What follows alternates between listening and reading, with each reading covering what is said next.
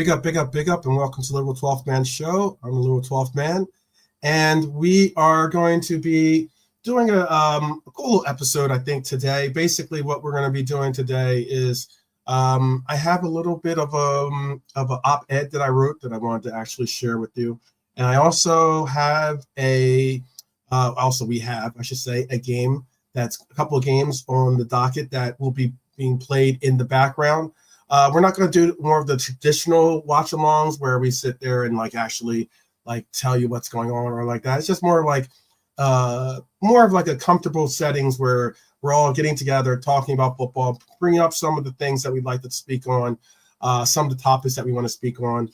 I'm not certain if some of the people are going to bring up some of the topics that I got into yesterday on Beige and Reds TV, but if we get into those topics too, we'll get into those topics as well. But big up to everyone joining us today. Trap Joe, Honesty, good to see you both. Good to see you both. It's very interesting, real quick, that the whole thing that you're saying, Honesty, about Kirkaz is on the list of LFC. As of now, there have only been initial inquiries.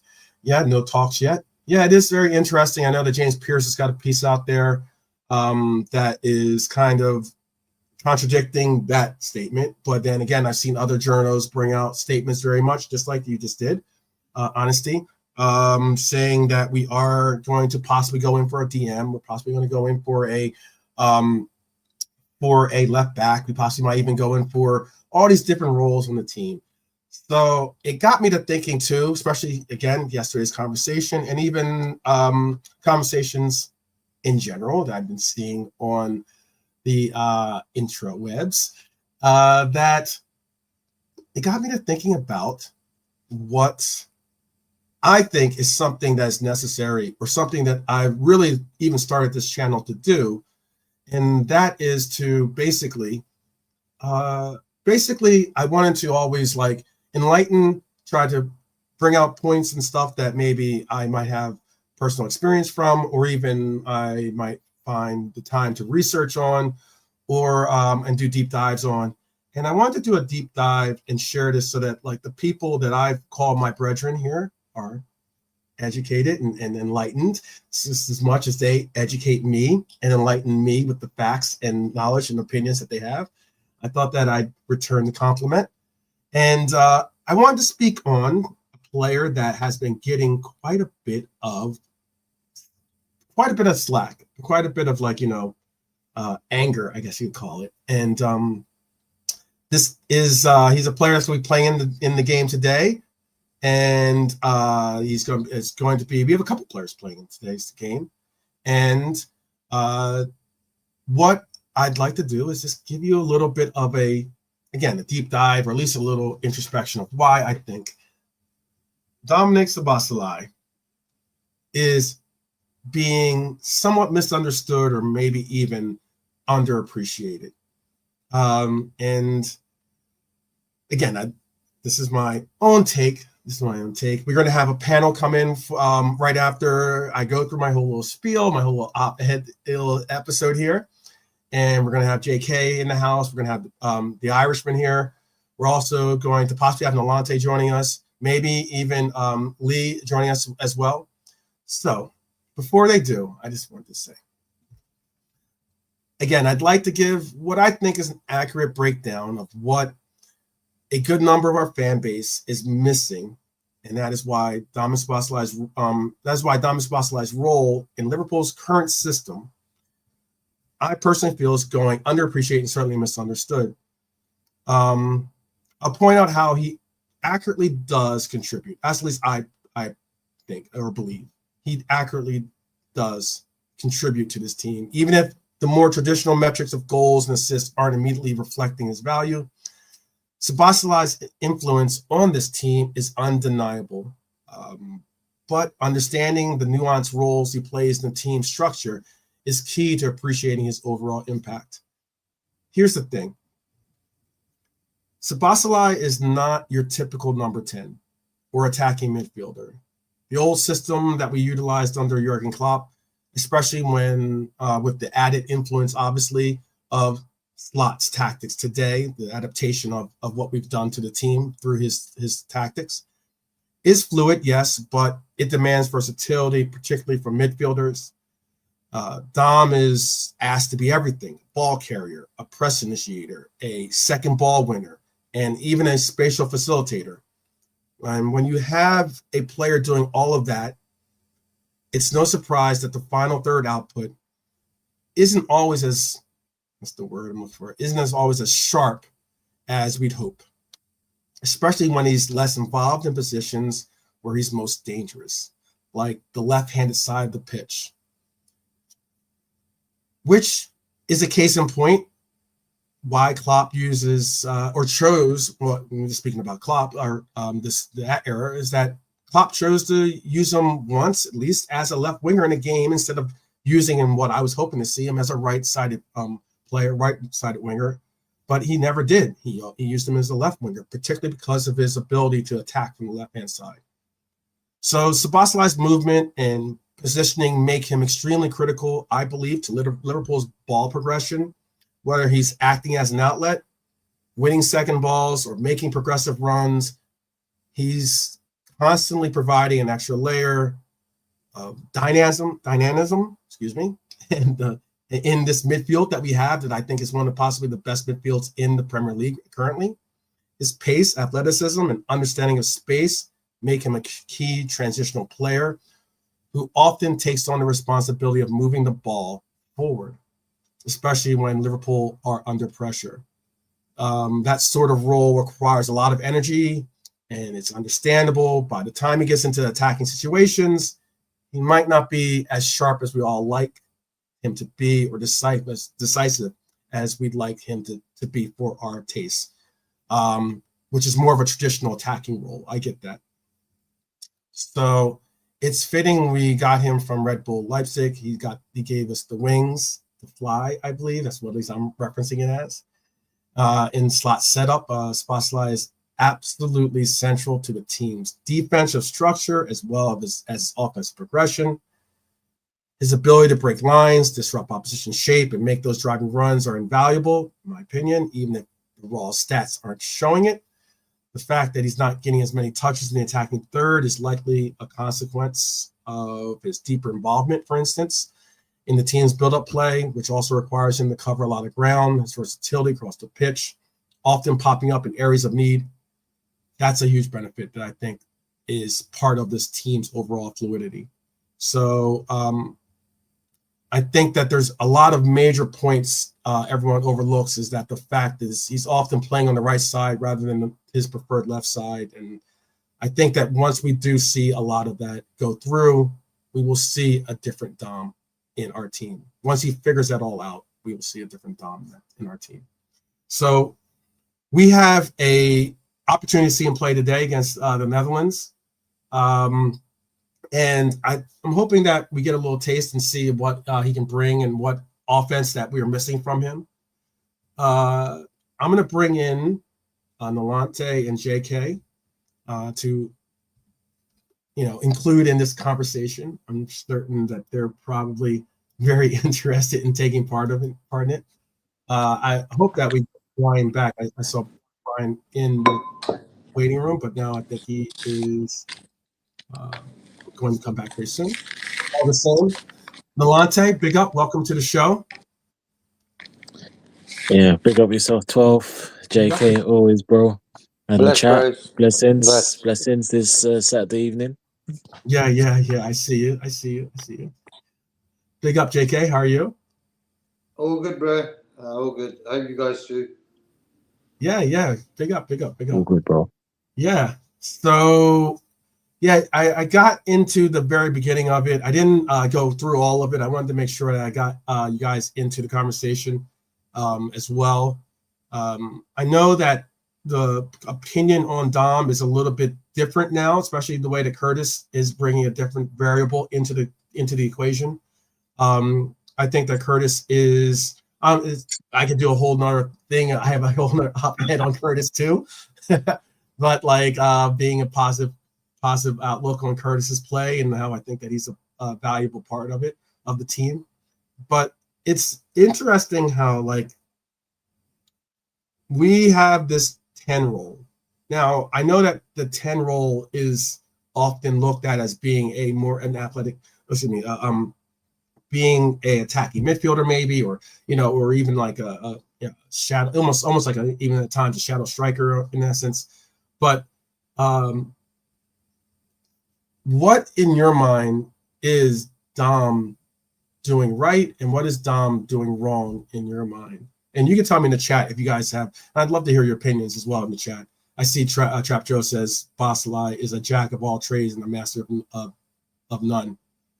So, what do you think is what do you think that Dom is missing, or what do you think? What would you like to see from Dom to get to have the results or the productivity out of Dom that you think is missing? Nuante, you want to start? What is Dom missing? I just think Dom. I think the problem with Dom is, again, he's not referring back to basics. And what I mean basics, not referring back to what brought him to the table, what got him the move. In my opinion, he was very action packed. He got his goals. He got it for Leipzig and good positions. Because remember, when he started the first 3 months, he started well. But unfortunately, as you get, some of our fans were overhyping him a bit too much. But again, he started well.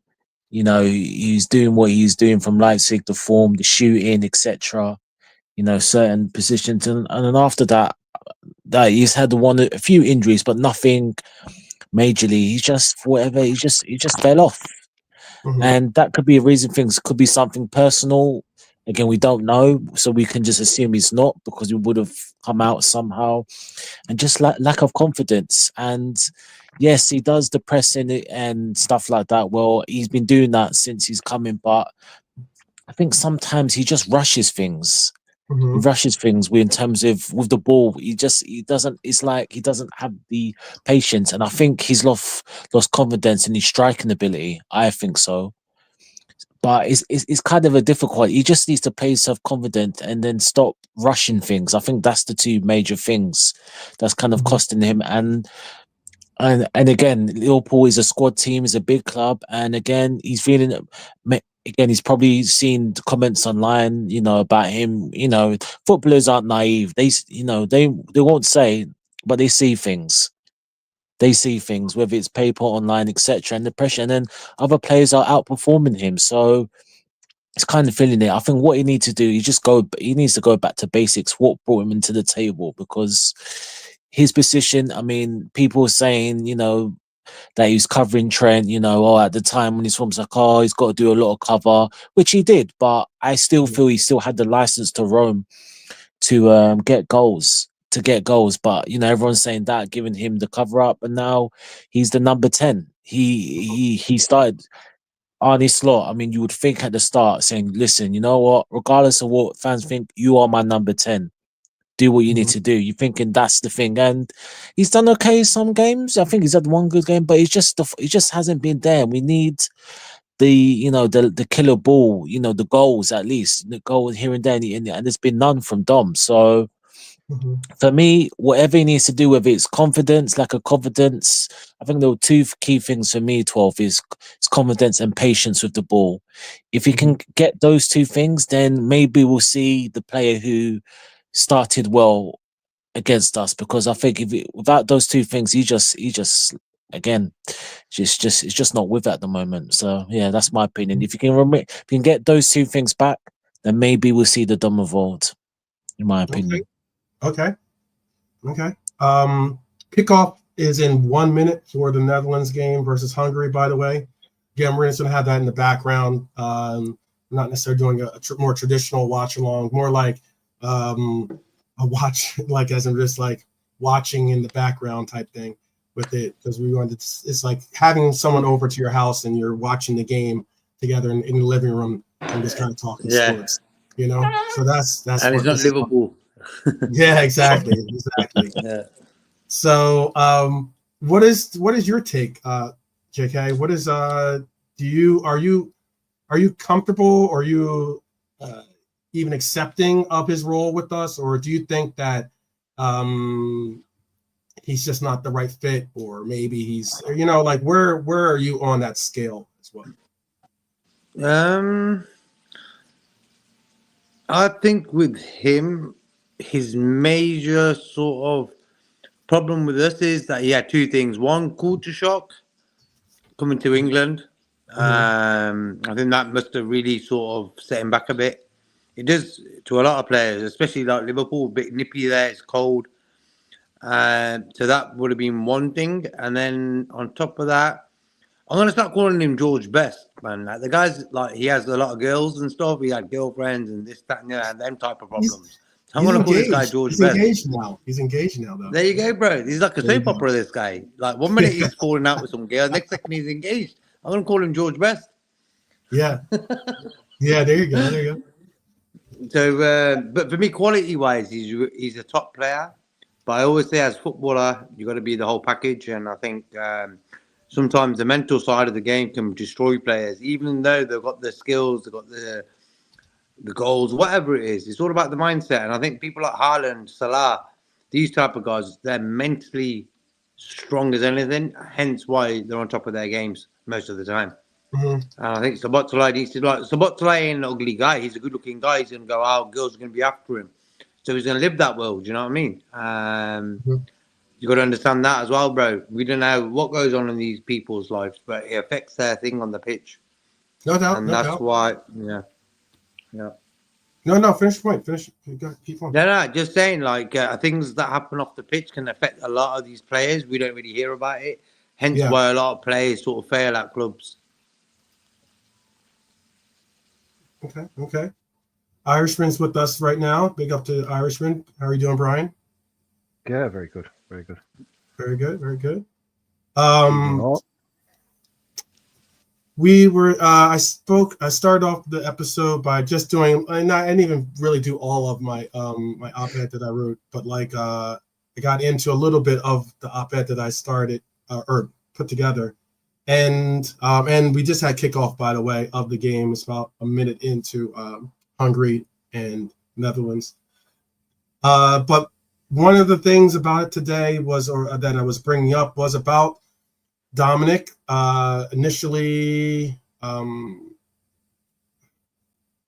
I was trying to emphasize the fact that like Dominik is doing a role for us in the 10 that is certainly not the more traditional interpretation of what we think of as a 10, but it is something.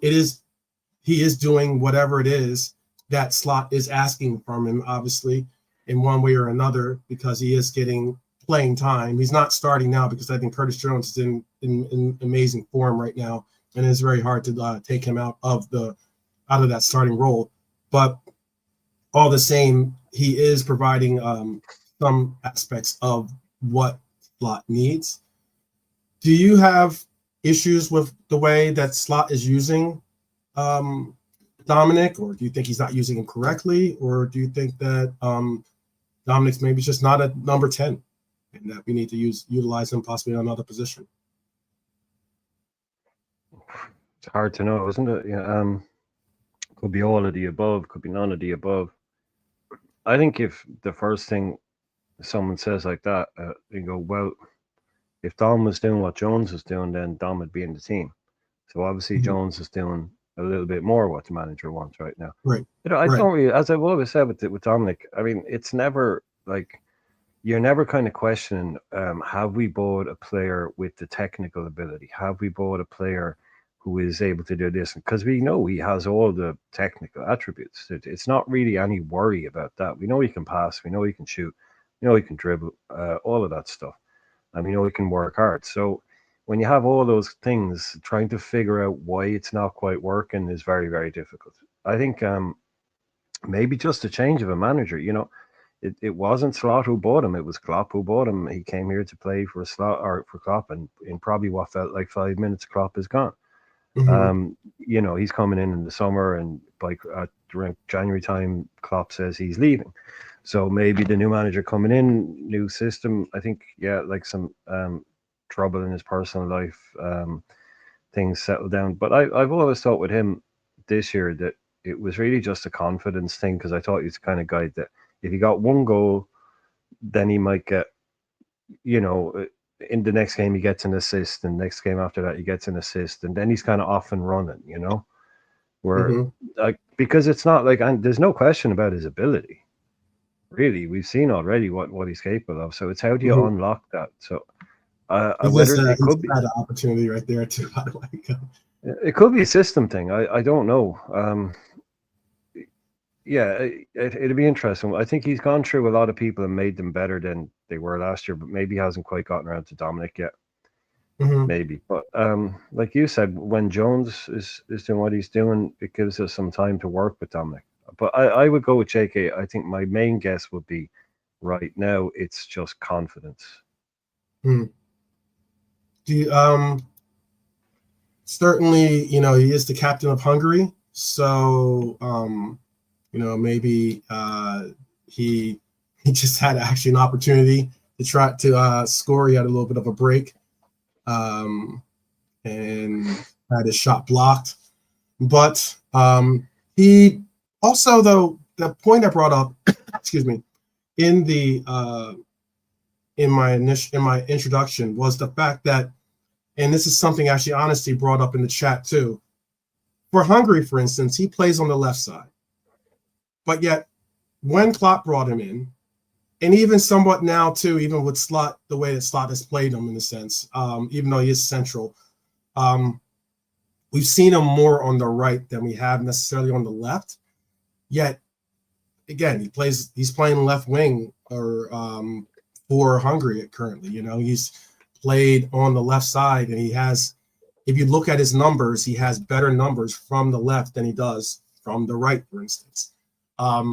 Is it maybe the case that maybe we're just not getting him into the areas that, you know, he feels comfortable taking his shots from and or creating his shots from? Could that possibly be the case, Nolante? Do you think that possibly could be the case with him? Not for me, no. I think No? he's had no. I think he's had numerous opportunities to be in certain positions. So no, not for me. Okay. How about for you, JK? Can you repeat that again, bro? So, like for instance, right now he's playing on the left side for Hungary. The way that they have it set up, he's playing left wing for them because their front line has Varga in the middle and has Salai on the right side. He's actually playing left wing.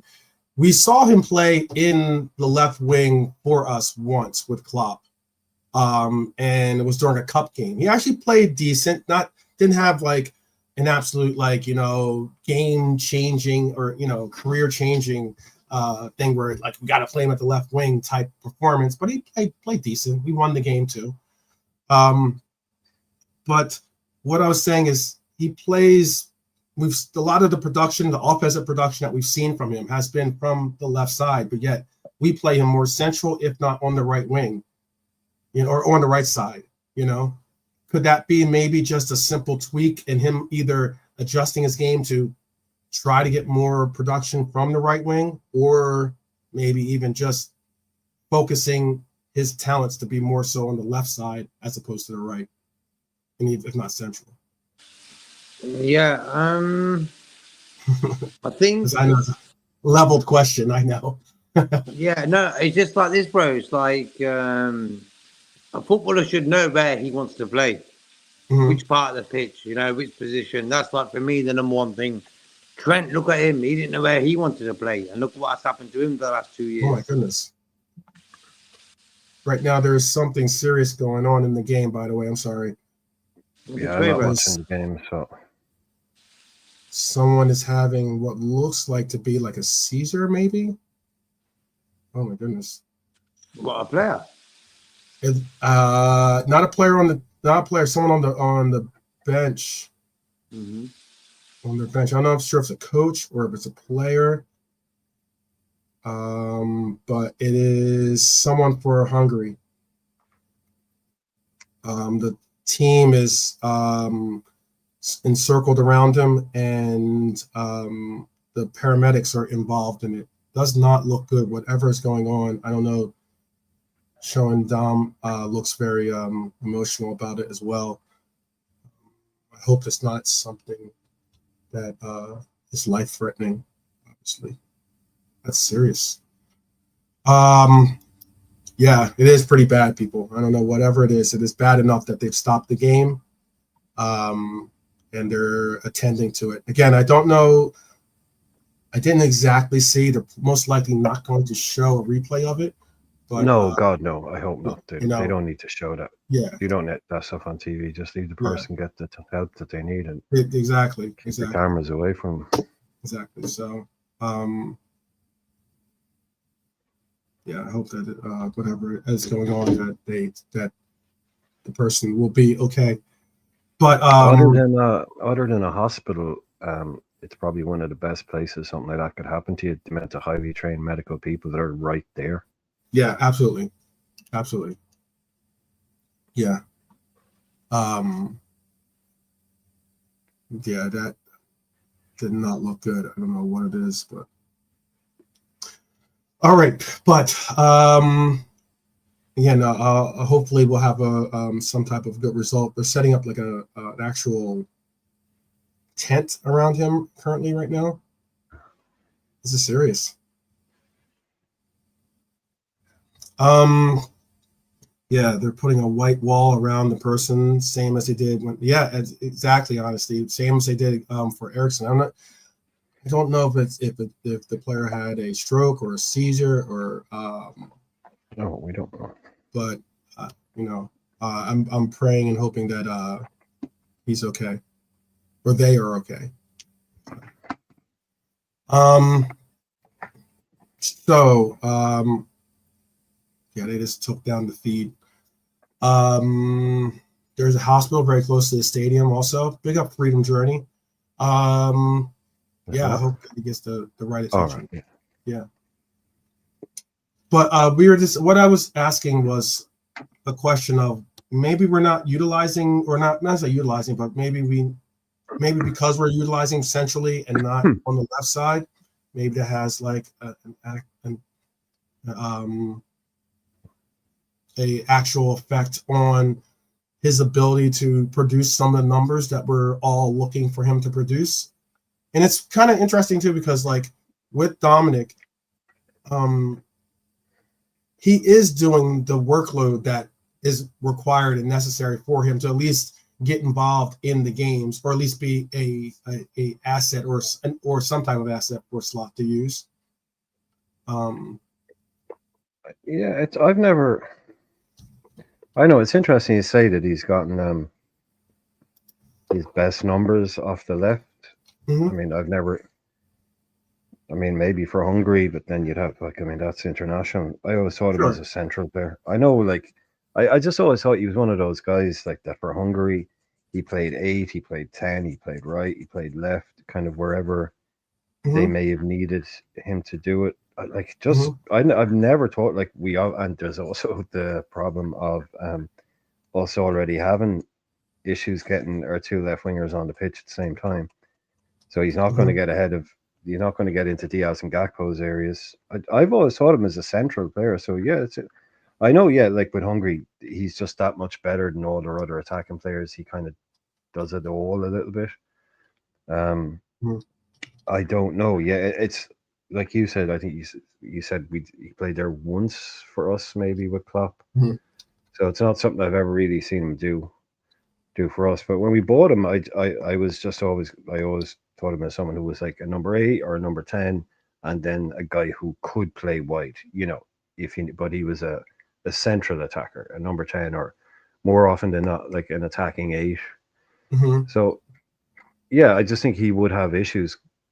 People are saying, "Oh, we don't need to buy this player, that player, because we don't need another left winger." But yeah, I really don't know, to be honest, man. What he should be really. I mean, that Gravenberch, McAllister, and Szoboszlai midfield, which was doing pretty well at the start.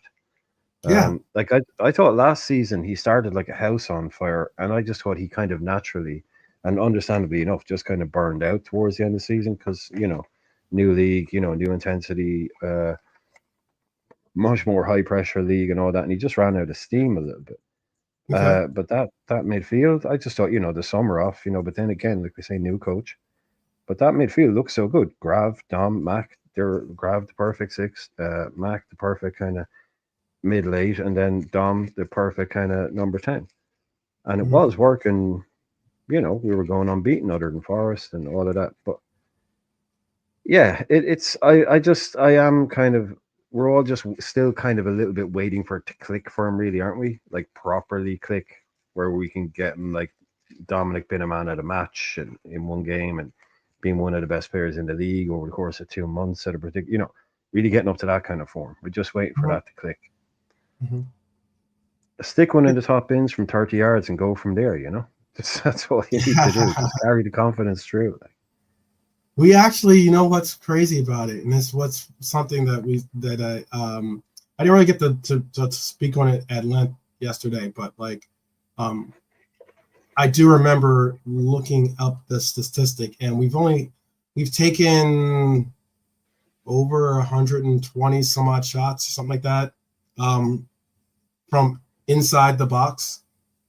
But we've taken 41 shots, I think 41 or 42 shots. I think it's 41 shots from outside the box.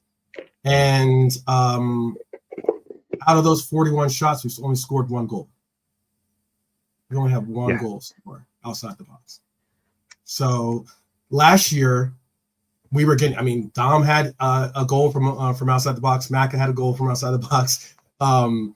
Even Endo had a goal from outside the box last year. Our midfield was producing differently for us than it is this year. And I think that's why I'm trying to get across the difference in interpretation for this midfield. We certainly are, I think a lot of us have been very positive about the results we've been getting from the midfield. I think some of us have even been high on praise for the midfield that we've had for a lot of the games that we've seen them part of. Some not so much. Some that they did get a little bit didn't really shine as brightly as we would have liked them to. But the production and what is being asked from our midfield is, I think, just different. And then that affects possibly being told not what to do. Was that? Are being told what not to do, as in, not shooting from outside the box will be a coaching thing. Some coaches just don't want you doing it. A lot of coaches, they don't want people shooting from outside the box. They're just, because like you said, 41 attempts, 1 goal. They hate it. The statistics, the probabilities, the numbers, they're just practically zero. So that will be very much a coaching thing, as in terms of wait, make a pass, turn around, just wait to get it into the box. Don't be taking pot shots. I don't care how good you are with your right foot. Turn around, make it work again, get it into the box, and then shoot. Shoot from that position between the posts and within that box that they call, I can't remember what they use that box, but that area in front of the goal, that's where they want their people taking shots from. So that will definitely be a coaching thing. 100%. Okay. Yeah, it makes sense too, right? Oh yeah. Yeah. Especially in these days of stats, there'll be guys going, you know what the chances of scoring from 30 yards are? It's like 1 in 5,000. So stop doing it, kind of thing. They'll be just. But try tell that to Trent when he sees one open up in front of him, and he's just thinking, I can do this. Right. You're still going to hit one every now and again. You're still going to hit one. I think it's also not even just the shots we're talking about. I remember it was Endo who had that opportunity to possibly give the pass in to Darwin in that I guess it was oh yeah. Remember? I think it was against Arsenal, right? I believe, right? Yeah, and he turned back and just played. And he turned back, and it's like I think some of what we're witnessing is possibly more coaching than it is a player's ability. That's a lot of the gist of what I'm getting at. And I think that's maybe they're playing to the direction, the instructions of the coach more so than, you know, allowing for a lot of the individuality to come out and for you to go and want to attack. It's much more controlled and measured with the way that they're doing and getting a part of. And there was a part too that I wanted to say, and I spoke on it, being that, and this isn't necessarily an excuse because he's just got to figure out a way to up his level, but being that he has such a high workload and such a high work rate, sometimes the end product isn't going to necessarily be the result that you would want from him, considering he's exerted so much energy in tracking back and covering this and doing that and being all over the pitch, you know, and being and maybe going a little bit excessively in some of the other aspects of the pitch. Maybe that could be a portion of it. Or is that something again that we just got to work out, or we just got to find someone that can do all the roles that he fulfills, and you know, and also brings an offensive output. Is that what is necessary? Do you think? Because I know Nolante just said something to that extent. If I'm not, I don't want to speak for you, but I think that's what you were saying, right, Nolante? What about Dom? Or just about like wanting to get. He's just not providing that output that you think is necessary, despite maybe exceeding in other areas of the pitch that aren't so illustrious, I guess. You know, like as in doing the grunt work, but not scoring the goals or getting the assists and providing those things. Yeah, totally. Yeah, there's that. But even when he's in positions more facing the goal, he just rushes. He's just not patient. He just rushes the passing. It's just not clear and clean cut like to Curtis in that sense as well. So even the build up forward, he's just too. I don't know what's the word I'm looking for, but he just overthinks it, and this is the problem. And he's again, like I understand everything you're saying and the guys are saying, but there's a certain point where you just gotta say, obviously not now, of course, but how many more chances? Because like you said, Hungary, you were mentioning about playing on the left, but the difference is in Hungary they usually have a 3-4-2-1 formation. He is the star man. He is allowed to go anywhere, so maybe that helps. But again, he's been at us for about a year and a bit now, and again, it's just it's something has to give, and we have to find this, because we can't have this in the next month or two and there's no goals and no assists, at least something from Dom, and that's the issue. So again, it's like you said, as JK and Bright, it's a mental thing. So it's really down to himself, because obviously Slot has given him the trust, so it's really down for himself to put his socks up, because we need everyone to be on point, key between now until the end of the season, because everyone will play a role in the part, regardless of whether we rate them or not.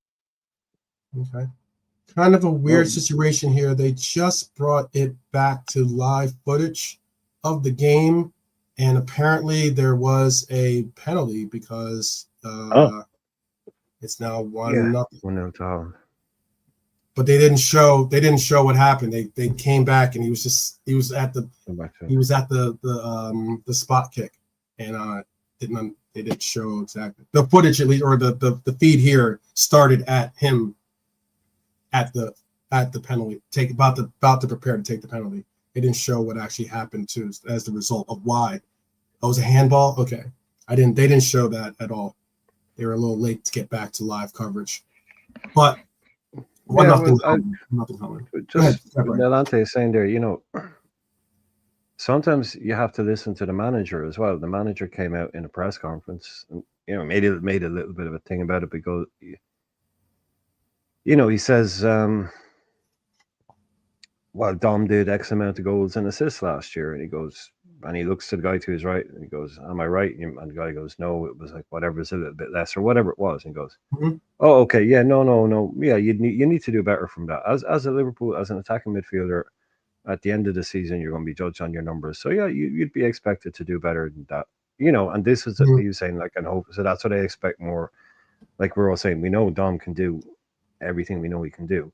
But like Nanate is saying, you do need to then start adding in that bit in front of goal where you do end up the end of the season when you look back and go, yeah, I contributed with my 10 assists, my 6 goals.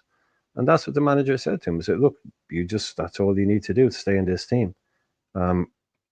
He said, and I like the way he said it, as an attacking midfielder for Liverpool, saying that's what all our attacking mids, should be up there. We should have high scoring attacking midfielders. So that's the way he sees them doing it. And I think that was a challenge to him. And did he pick it up yet? Not quite. Not in terms of, anything other than hard work and bits and pieces, but probably sitting down. I think the sitting down on the bench with Jones thing, I think that might be doing the best in the world, like it did with Ibu for Kwanzaa. I think that could be the jump start to say, look, you know what? I need to pull my finger out here, because if I don't, I'm going to lose my place to Jonesy, and Elliott's going to come back, and I'm going to have even more competition. I can't score goals sitting on the bench, so I've got to get back in this team and use all that for motivation and go out there and just bang a couple in, man. That's all it takes at the end of the day. Just go out and score a couple of goals, and then just go on a run from there and just let that confidence build and say to the manager, I'm your guy. You don't need to sit me down. Jones is good, yeah, but don't worry, I'm the man here. Right. £60 million well spent. He did come out and say because it was not often do you hear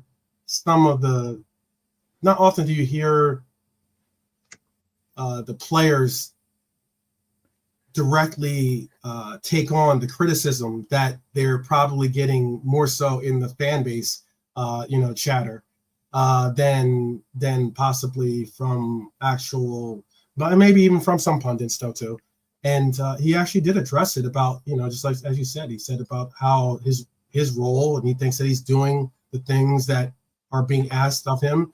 And he understands it's not necessarily what he does with other, with like possibly with RB or with, or even with Hungary. I understand that that's a little bit different international play, it's different from club play, but he's saying that he's willing to make those sacrifices if it does get us the wins.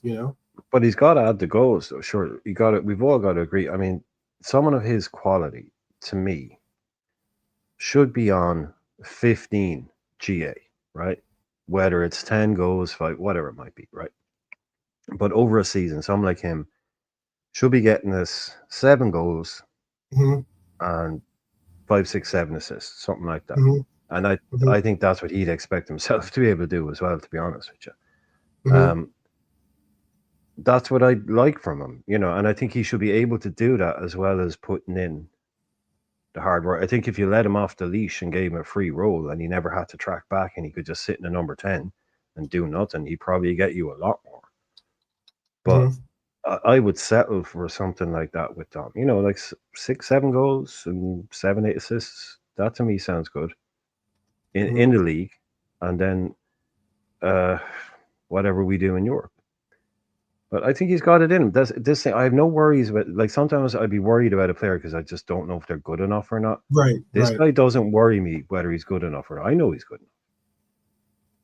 It's just unlocking it. Just unlocking that. Figuring out how to possibly even to find that right key that apparently we found in the beginning of his stint here, but like for some reason that key has been broken off, and we got to figure out, whatever we got to get the right locksmith or something to get that part out. Got that Delilah thing going on, didn't he? He left and took his strength with him. Yeah, man. Oh, big up, Pops. Big up, Pops. We got Pops in the house. By the way, this game is actually got quite a bit of like movement going on.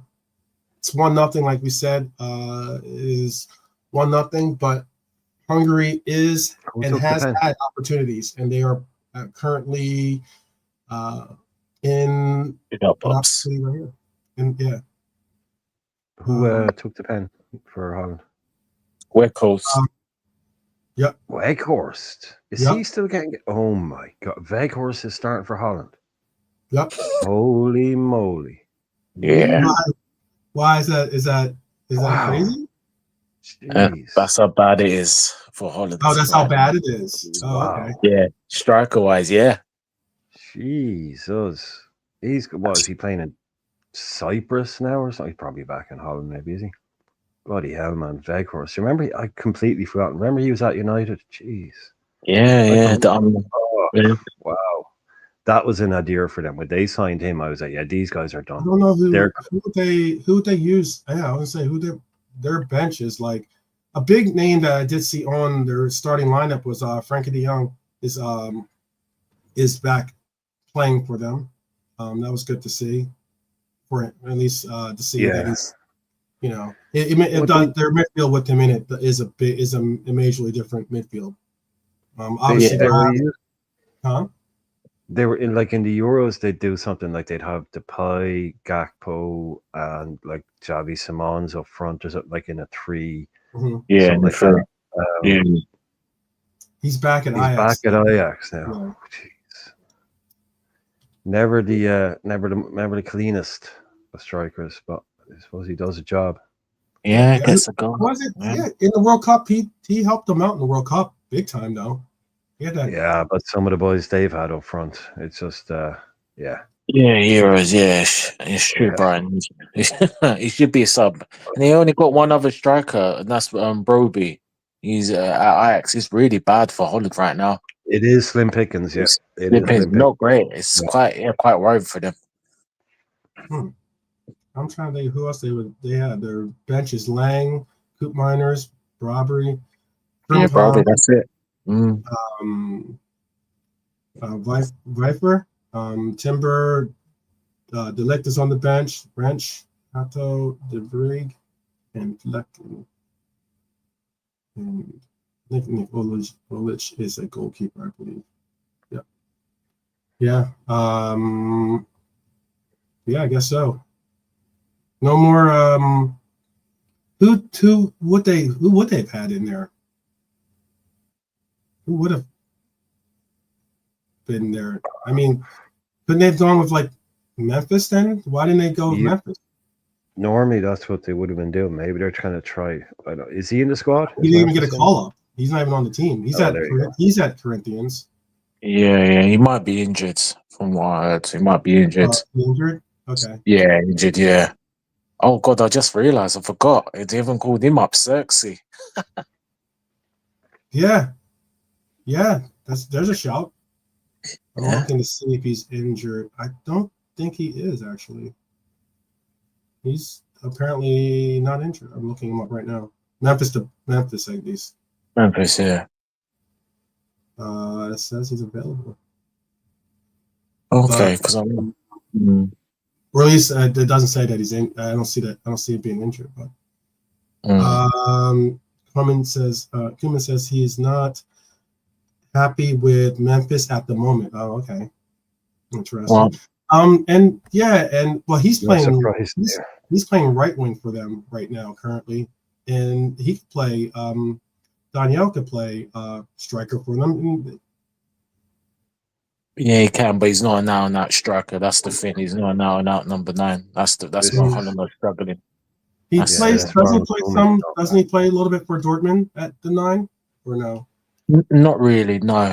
He plays on the wings unless they got an injury crisis. Then yeah. Apart from that, no. Yeah. And how about for? And I guess they just want Cody. Don't forget though, it's Ronald Koeman. Ronald Koeman will leave a world-class player on the bench just because he doesn't like his haircut or something. This is cool. Okay. Interesting. Honestly saying he barely picks players that play outside of Europe. He doesn't rate the competition outside of Europe like that. And the pie's getting a little bit older now. Xerxes is playing in Europe. He is playing in England, and he doesn't even get a call up. Yeah, was he even playing for them a year ago? Like this Xerxes guy? He's still a nobody as far as I'm concerned. He's done nothing. He was at the Euros. Yeah, he was in the squad. He was at the Euros. He came on 1 or 2 games. Yeah. He was picked. Interesting. And look, he's gone downhill. Happy days. Happy days for that. If you're a Red Devil, I could care less about your career. So. There you go. Yeah. Another player, another Red Devil. Talking about Manchester United players, De Ligt not able to get a start on this Netherlands team. They went beyond Paul Van Heck. That is embarrassing. That is embarrassing for De Ligt. Jan for the Brighton defender is ahead of him. That is bad. That's when you know you've fallen. What do you reckon, guys? That is really bad. That's like me having Maya and getting. Yeah, go on, bro. He's picked the defender that's playing for a Champions League team, and he's a Champions League plays his team over a defender who's playing in nearly the relegations. What to expect. Right. This is United now. Some random 13th place Premier League team. Why would you pick lads from them when you could pick a guy from Brighton or up in fourth? Yeah, come on. This is the new world we're living in, and it's brilliant. Nobody in England's from United. No, they're all shy. Not what I want to see. Cody just got a little bit of a knock right there. He just got a little bit of a it was a little bit of a questionable tackle. He's trying to walk it off right now. But De Ligt made some howlers for Netherlands recently. He's made some for he's made one for the Red Devils too. So played well in the game for them too, though. I will give him that. Yeah. No, I was going to ask you a question for you guys on the panel. Let me ask you a question because I don't know what to think of De Ligt. And let's forget he plays at Toilet Trafford. We just put that aside for one side. Is he overrated? It's at one point I'm going to openly admit I rated De Ligt. I thought that he was just a player maybe in a bad system, whether it was at Juventus or he went to Bayern Munich. But I just thought it was more of if he was in the right system or had the right coach, maybe he could get better results. But I mean, considering he hasn't really shined in 3 high-profile clubs so far, it has to say maybe it says more about the player than it does, the systems. So, I'd be willing to take back that valuation. Would you? Well, it happens when you get a wonder team, don't you? This is when you get an Ajax wonder team, and everybody gets kind of boggle-eyed, looking at it going, wow, they're oh my God, they're all they're all going to be sorry, someone got me on speaker. De Ligt, he's going to be the next, Baresi, and De Jong is going to be the next, whatever, Pirlo. It's like everyone's like, oh, you have to buy him, get him now. Barcelona want him. Next thing you know, they're 60, 70, 80 million, and they're just kids. Donny van de Beek, he goes to Man United, like they got the kind of the runt of the litter, but even he costs 40 million. None of them. I think De Jong was a success. Then it got a little bit weird because he went to Barca. So, but I think footballing wise, do you not rate him? By the way, do you not rate him any longer? Or I was getting there. I was getting there. I was right in the middle of it. I was saying De Jong. I think he's been the one. Footballing wise, he didn't do any. He's not done anything wrong. He went to a crazy club. He got an injury. I wouldn't worry about him at all. I think Ziyech goes for big money. De Ligt, I think, made the big move too soon. Then made another terrible move to go to Juve. That was an awful decision. And whatever talent was there, that's really hard to know. I don't think any of them are overrated, other than what people did when they were at Ajax, and everybody went, oh, this is the best team in a generation. They're all worth 70, 80 million. Go and buy them all. And Ajax are just sitting there coining it in, getting 70 million for De Ligt, getting another 80 for De Jong, and then people are showing up throwing money at them for Ziyech, Van de Beek, probably 2 or 3 other guys. They probably made about 200 million off that team. I think the only one of them that I would nail my flag to the mast on becoming a success in the future would be Frankie De Jong. So no, I don't think he's overrated. He's the one I think will come good. Delict might eventually, but they were two terrible transfer decisions. The Bayern one followed up by the Juve one. Really, really poor. I don't know. I don't know about Delict. I really don't. Frankie de Jong, yeah, but I think Donny van de Beek is at Girona now. But yeah, people just went nuts over that Ajax team. They thought it was the next, you know, treble winning team of Seedorf and all of that. They need to go and get these players now. Mm-hmm. But who's the striker for that team? Is it sometimes it's less Tadic. about Yeah. less about 3-0. Kai Havertz has just scored.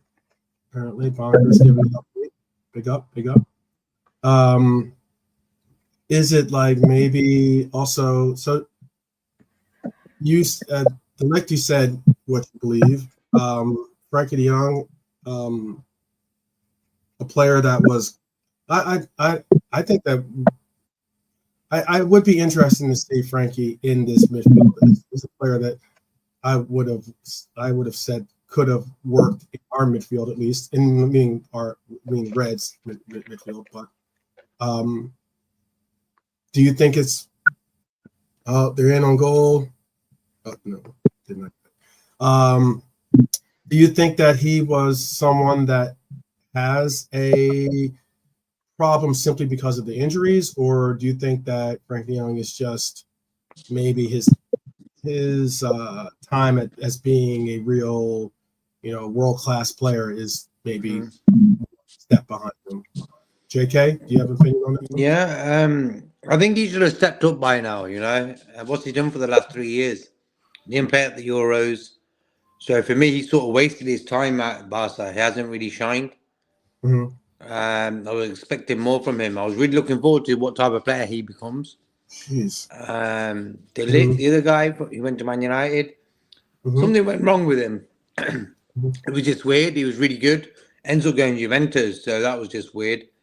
Even though Juventus are a big club, don't get me wrong, but it was just a weird move for him. Mm-hmm. De Jong, on the other hand, always wanted him at Liverpool. I always thought, yeah, he could be a top player at Liverpool. I don't know how old he is now. I'm not sure. Frankie. But for me, I think if he came to Liverpool instead of Barca, he might have been different for him. 25, 26, I think. So, yeah, he's right at that mid-age now. Not. Yeah, I think just 20.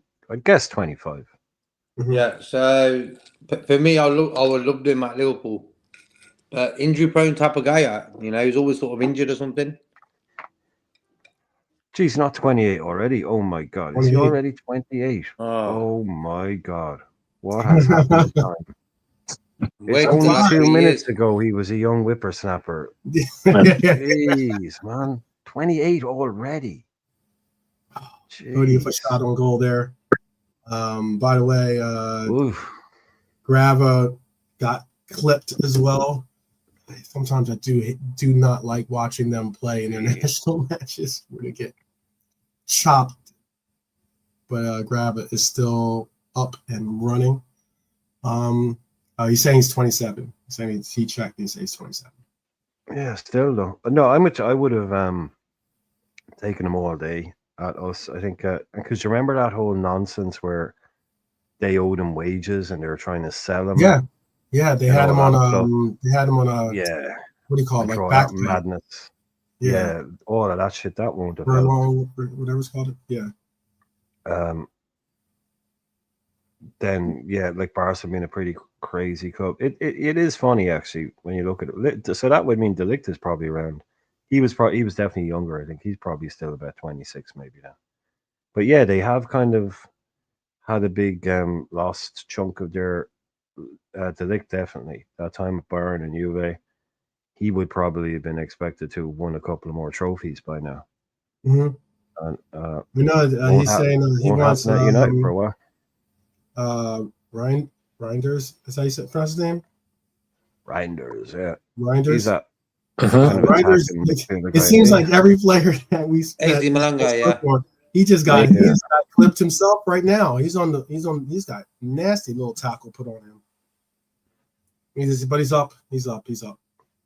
Good player though. Definitely good player. Yeah, this is a physical one that they've got going on so far. I was going to ask, a game that took place yesterday, and it was something because it was in the this game was in the in a couple of different. I saw a couple of different journos basically commenting on this game, and the comments that really piqued my interest was the fact that Maka was called out as to not having a good game in that Argentina loss. And they're attesting it as maybe Maka is a little spent. Maybe he's a little tired. Maybe he needs a little bit of a rest. Do you think that we need to, because I mean, some of the play for us hasn't been the most, exception, the normal levels that we've seen Maka play at, the normal involvement that we've seen Maka play at. Do you think it's maybe time to find a rotation for Maka as well, someone that we could possibly rotate in? And if it is, and if that is the case, who do you rotate? Who do you see being the player that we could rotate in for Maka in the lineup? Not saying that he doesn't deserve to start or anything like that. I'm saying to give him some type of. For me, like McAllister is one of my favorites and stuff, and Yeah, I think he's been overplayed. He's been overplayed the last 2 years. He's been playing football all the time. Argentina, he's starting. Liverpool, he's starting. So for me, I wouldn't play him against Southampton when we start again next week. I'll have him on the bench. Don't get me wrong, but I'll give him a rest. Is it just because of the travel? Yeah. Is it just because the travel of the travel and everything, bro? Yeah. Yeah. The travel is they're playing on Sunday, Liverpool, so it's not the Saturday, so that's cool. But just the travels thing, I think that might tire him out as well. Back and forth all the time. It isn't like once a year, twice a year. It's like every bloody month now. It's bloody mad.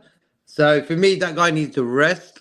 And I don't like fans moaning about a player without thinking and looking at the bigger picture, saying, you know what, this guy just traveled halfway around the world in the last few weeks and stuff. Instead of just moaning about the guy, like use your brain and say, you know what, this guy's been overplayed. He's played a lot of football, traveled a lot in the last few years. He probably needs a rest now and again. I think he missed, I remember the game when Szoboszlai and McAllister were both of them were brought off, and Diaz and Jones came on, and we ended up winning the game against Brighton. So for me, he isn't scared of taking McAllister off as well. Maybe he's seen it as well.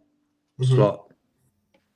Okay. A lot of obviously there hasn't been any update. I hope that the person that did need the medical attention is okay and getting the proper. I'm sure he's getting the proper attention as well. But they have added 13 minutes. 13 minutes has been added. Sorry, there was an update. Okay. He's been taken to hospital and is stable. It was the assistant coach. So yeah, somebody put it in there a second ago that the Hungarian Federation, the Hungarian Football Federation has announced that the condition of assistant coach Adam Szoboszlai, the person who required medical attention, is now stable. That's good. That's great. That's cool. That's great to hear. It's pretty wild. It's scary ever since the Ericsson thing, or not just the Ericsson thing, but other incidents as well. It's very, very scary when you see incidents like that happen. Did you guys notice, I think, was it last season or was it the season before, that there seemed, for some reason, at least 4 times, 3 times at least 4 times, games were stopped in the Premier League because someone in the crowd had a heart attack? Did you notice that happened? It was happening all the time. Yeah, it happened all the time for about 9 months. It was like every 3 weeks or something. It was like, what? This happened again? Wow. Yeah, and it was always someone in the crowd. It was so weird. Yeah. Holland just had an absolutely incredible opportunity right there. It was a really great shot by Daniel. Dumfries, he did I don't really know what the heck that was. It was kind of like tried to do like a flying sidekick to it. Made connection to it. Made a great save though. Hungary keeping a great save. What's your opinion on that, Brian? On the whole Maka thing I was just speaking on, and because he is, like I said, there is an actual article talking about Liverpool star called worst on the field in clash as Alexi McAllister struggles. Who called him the worst on the pitch? Was he? Let me see. Sorry, I'm not saying who said that. I just Ali mean, Gamp. Ali all- Oligamp is his last name. unlucky with the surname game there. Yeah, I think I always get worried with a guy like him who starts dropping off performance wise. He does, because it's clear that he's being overworked. Because we talk about, even he probably gets involved in more action in an hour of one game than most other players do in 3 games. Like, even when he is playing, it's all action all the time. So I would be very worried, about overplaying him, and that leading to the inevitable injury, would be it for us, or probably more typically it would be while he's away.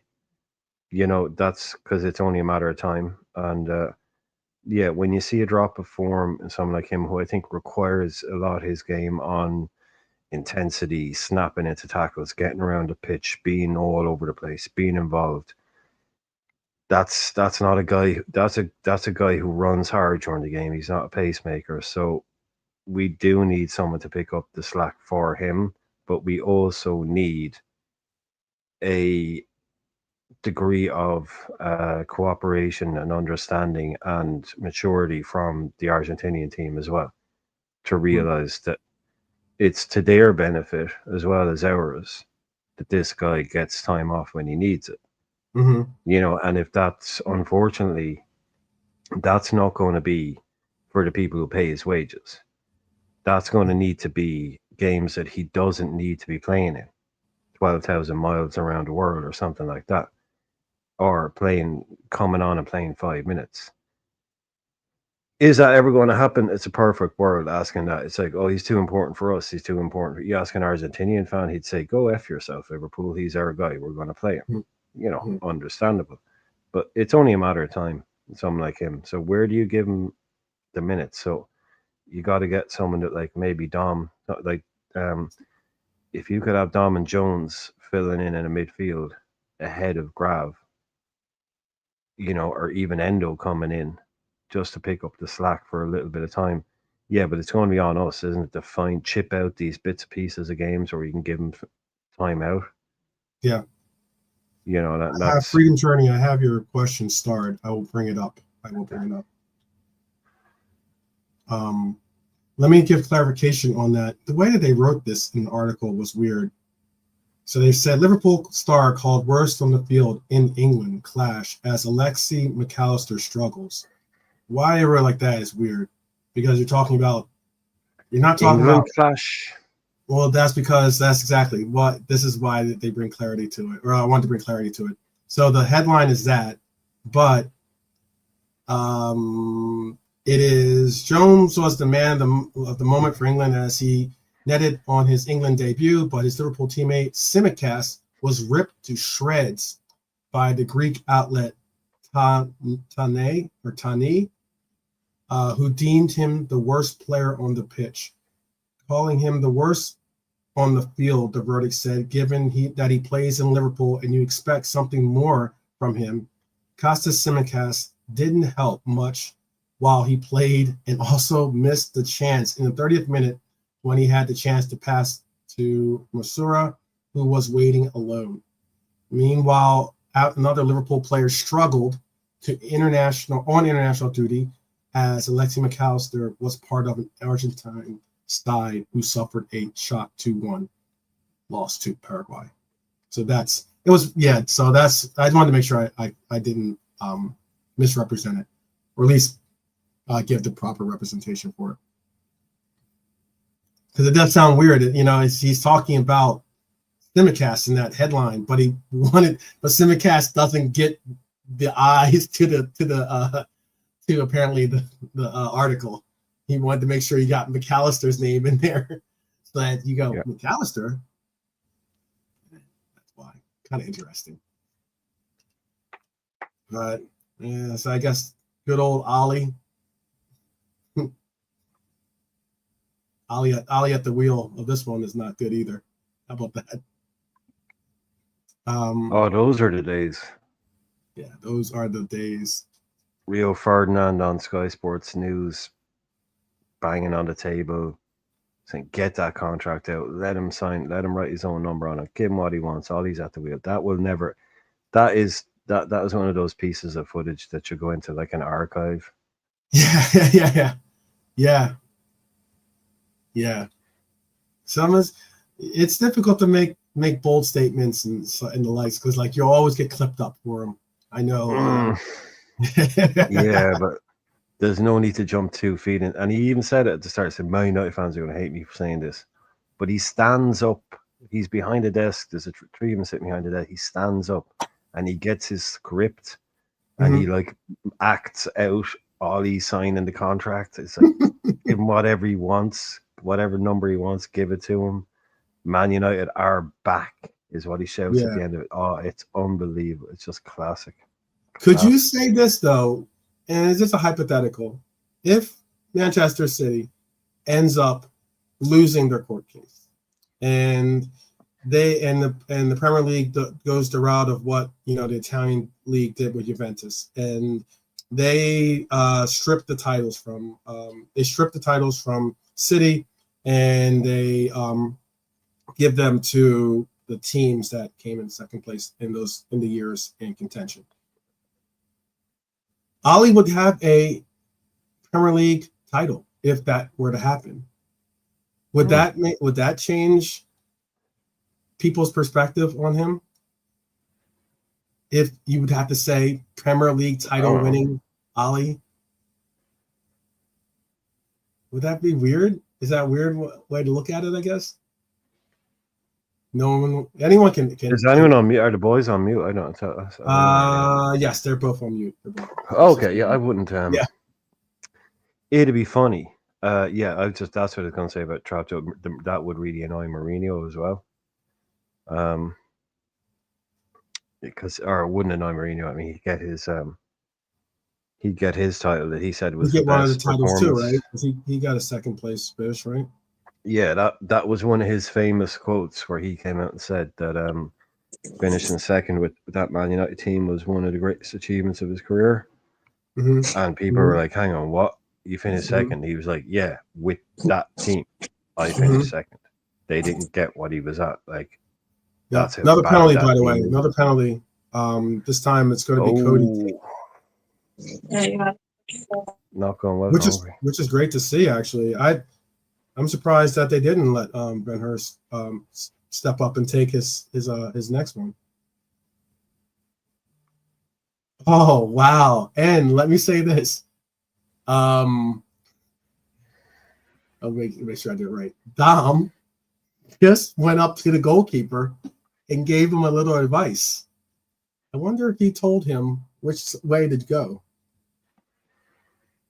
Well, whichever way he did, he told him the wrong way. Cody, 2-0. Like, it was weird because the ball was down on the spot. That should be that. Yeah. The ball was down on the spot, and he ran up and told the goalkeeper something, and then Cody didn't make a big thing about it. He let him do it, and then Cody must have said, "All right, I'll go the other way then." That you usually see me go in training, probably, or something, Oh, I know what you're talking about, keeper. He said, how about these nuts? Pause. Yeah. Yeah. Okay, then she goes, "Oh, I'm going there." He's like, "No, you go there." I said, "All right, no, you stay there." He's like, "No, you stay there." About these nuts. Pause. Bang. Yeah. That's But- possibly not. That's probably what he said. And there's a little rumor I heard that he said to the goalkeeper, "With all due respect, you're not on my level." Yeah, maybe he did. He says, whatever happens after this, look, you're still my guy. You're still my guy. Let me give you that. Let me give you that little. You're not saving this one. Absolutely. Yeah. Chose the wrong way, and even if he had chosen the right way, I don't think he was saving that from him. It was great corner, great. Penalty take by Cody for 2-0. By the way. Would you, as a former goalkeeper, Right. would you want that to happen in that exact moment? Because No. I wouldn't either. I'd have the Pickford bottle. You know the list on the bottle? Gakpo, 90% time goes left. Veghorst, 90% time goes down the middle. You know, he'd have that, he'd know that. I would not want Szoboszlai walking up in the middle trying to throw off Gakpo. I'd be like, dude, no, I'm in my zone here. Yeah, exactly. And he probably already had something set up in his mind where he was going to go. And now if you come and say something different, you've now just made me second guess what it is that I want to do. But yeah, I don't need any help from anyone. I already have the side I'm going to pick. You know, I don't know if they go as far as like Pickford having like the percentages on the water bottle or something like that. Yeah, the bottle. They'll have the bottle, man. They all have their lists. Yeah. They all know. Is it Galaxy still? Is it? What's that? The Hungarian keeper. No, not Galaxy. Hungarian keeper. I can tell you in a second. It is also halftime in that game, 2-0, and it's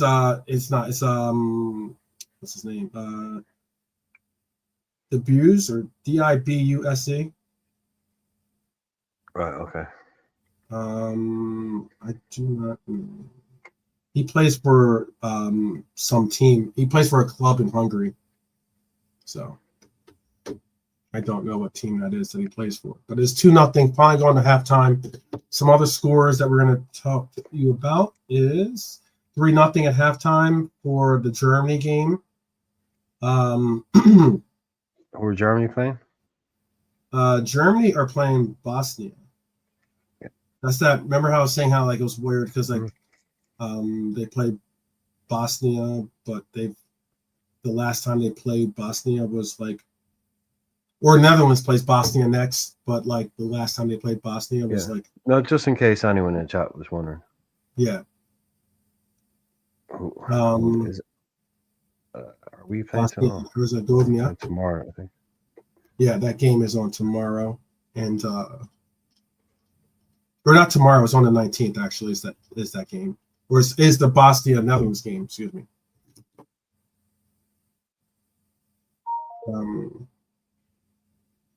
Round 5 of this tournament. Do you like this tournament, by the way, people? Do you like this tournament?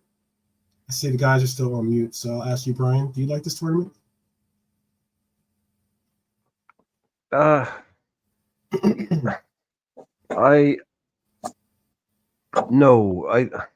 But if it wasn't this, Nigel's a strong no. I got you, Nigel. Yeah, if it wasn't this, there'd be a load of friendlies, and they'd be playing a load of shitty games anyway.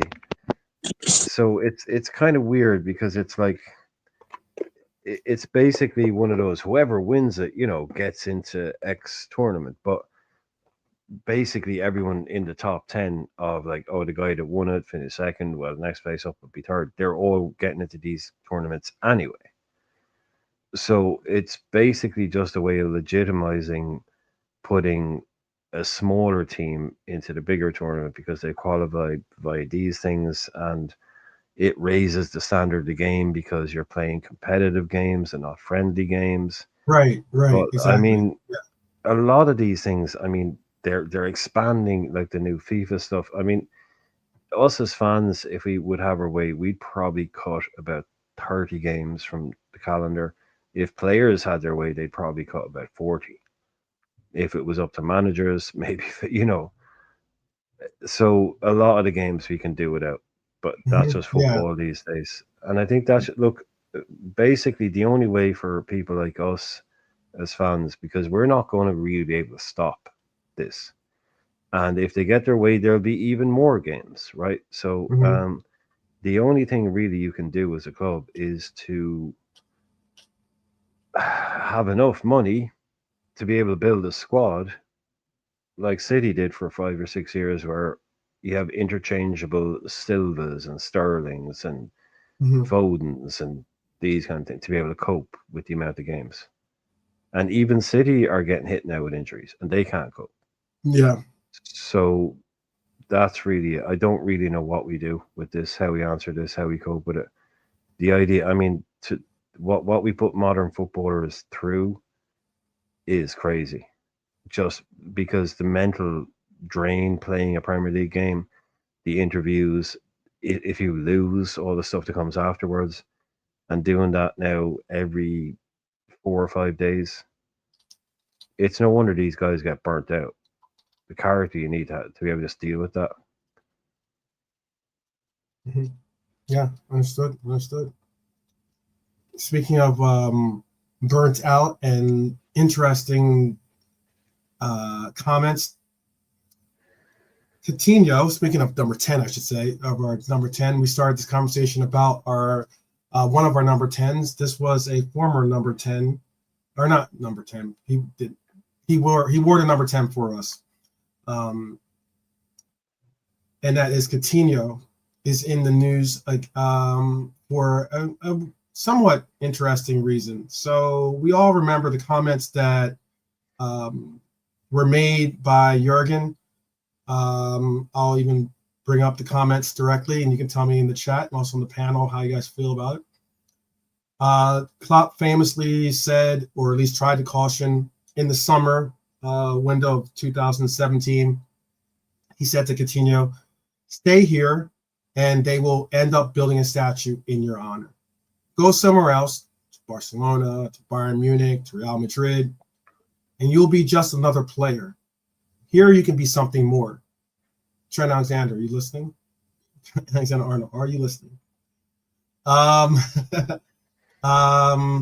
Coutinho apparently opened up about that, and he said he basically said no.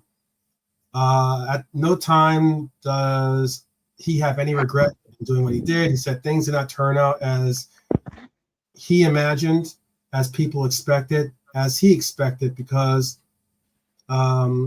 this is him. This is him speaking, so I don't have to try to paraphrase it all.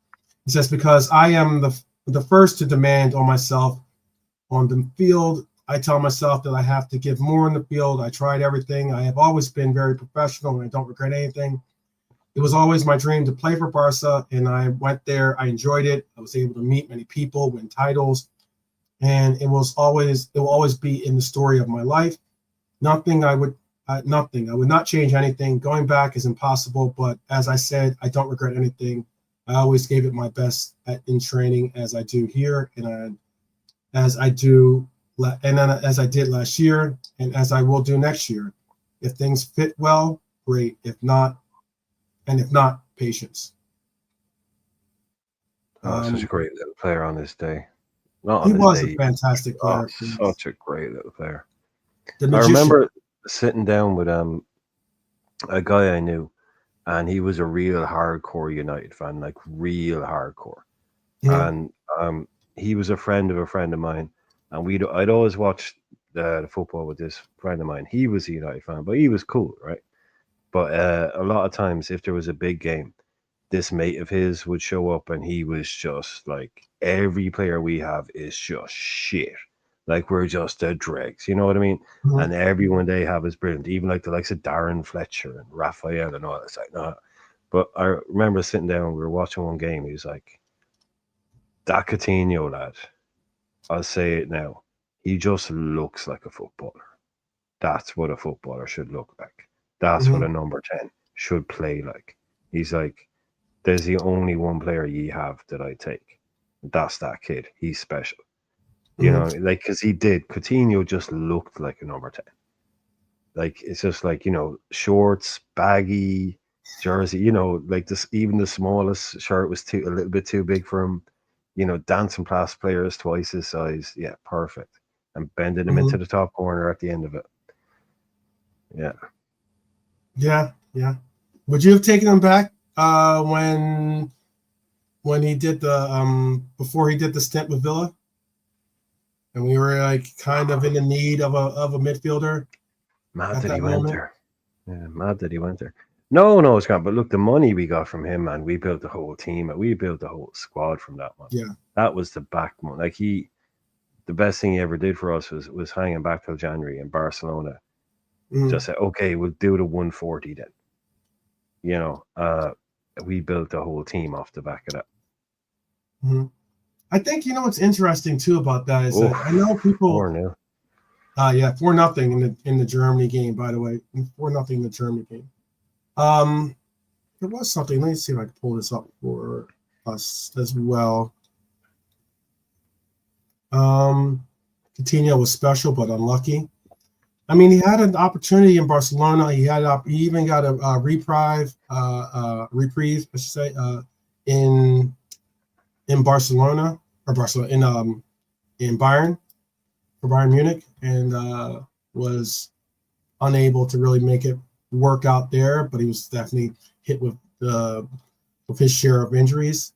And then he even had us on cloud 9 for a little bit here, in if you're a Liverpool fan, that year that Villa was up, he was a part of that. He had his share in giving us at least hope in that game that we could have gotten a title from their defeat, but it was not so. That was funny though when he went to Bayern and they brought him on as a sub when they beat Barca. He was on loan at Bayern and they brought him on against Barcelona, because you can do that in the Champions League. Like, you can't do it in the Premier League, but you can play against your parent club in the Champions League. And I think he scored one and assisted one. He may even have scored one and assisted two. But Bayern destroyed them, and he was part of it. Like, the club that paid 140 million, and he's humiliating them. That was when Barca were like at a real low. That was one of the things that pointed out. It was like, wow, the guy that you spent 140 on, that you've loaned out for no fee, is part of a team that's humiliatingly 8-2 in the Champions League. You couldn't make that up. You can't make that up. Pretty much. Still waiting for this game to get back into kicking off, but they are not live just yet. There was it was interesting to see what Coutinho had to say. I think a lot of what Jurgen just said to Coutinho, if you think that they're going to build a statue in your honor for the magician, if Trent is to do what Klopp suggested to Coutinho, they will certainly build a statue in your honor, certainly as well. If you choose them as your home, forever your home, I should say. There was a conversation. Sam? I mean, Trent is a homegrown lad. He's played for us for a very long time.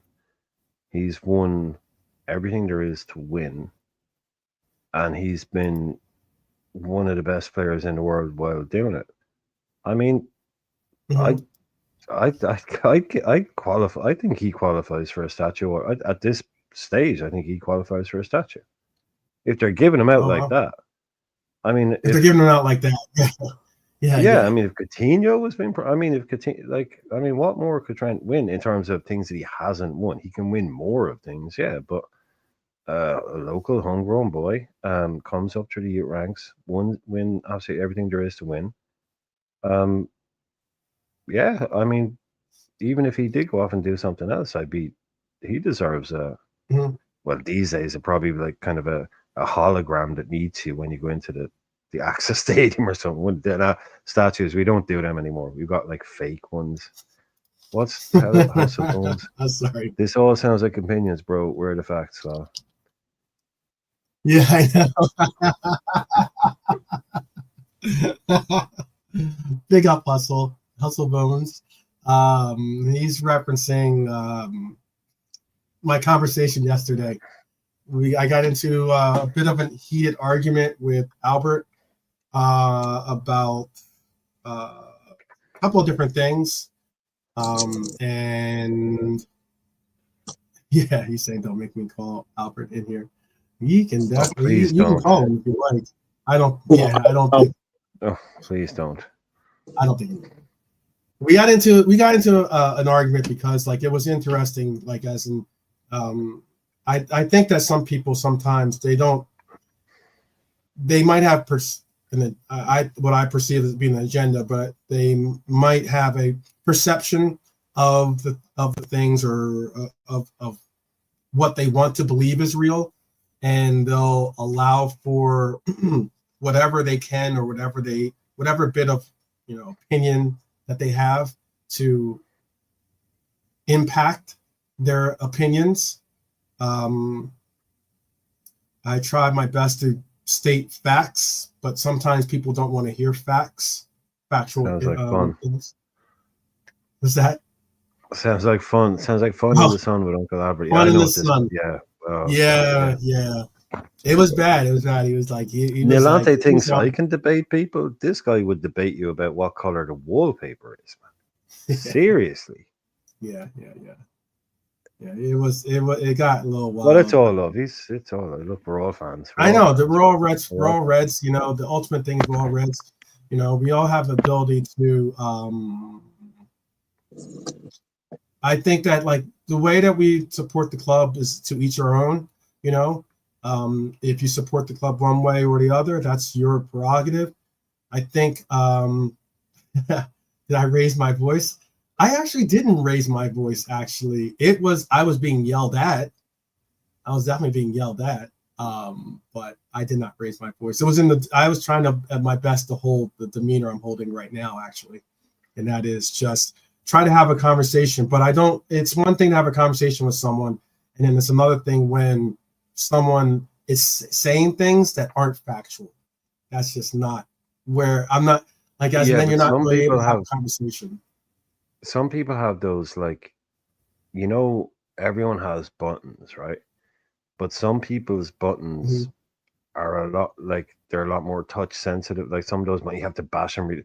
Like some people have buttons you just barely touch them, they're off. Like Yeah. Some people have buttons that are just ready to go. They make when some make that many heated arguments all the time. It's kind of to me, it's quite exhausting. To be honest, I couldn't argue with somebody like that.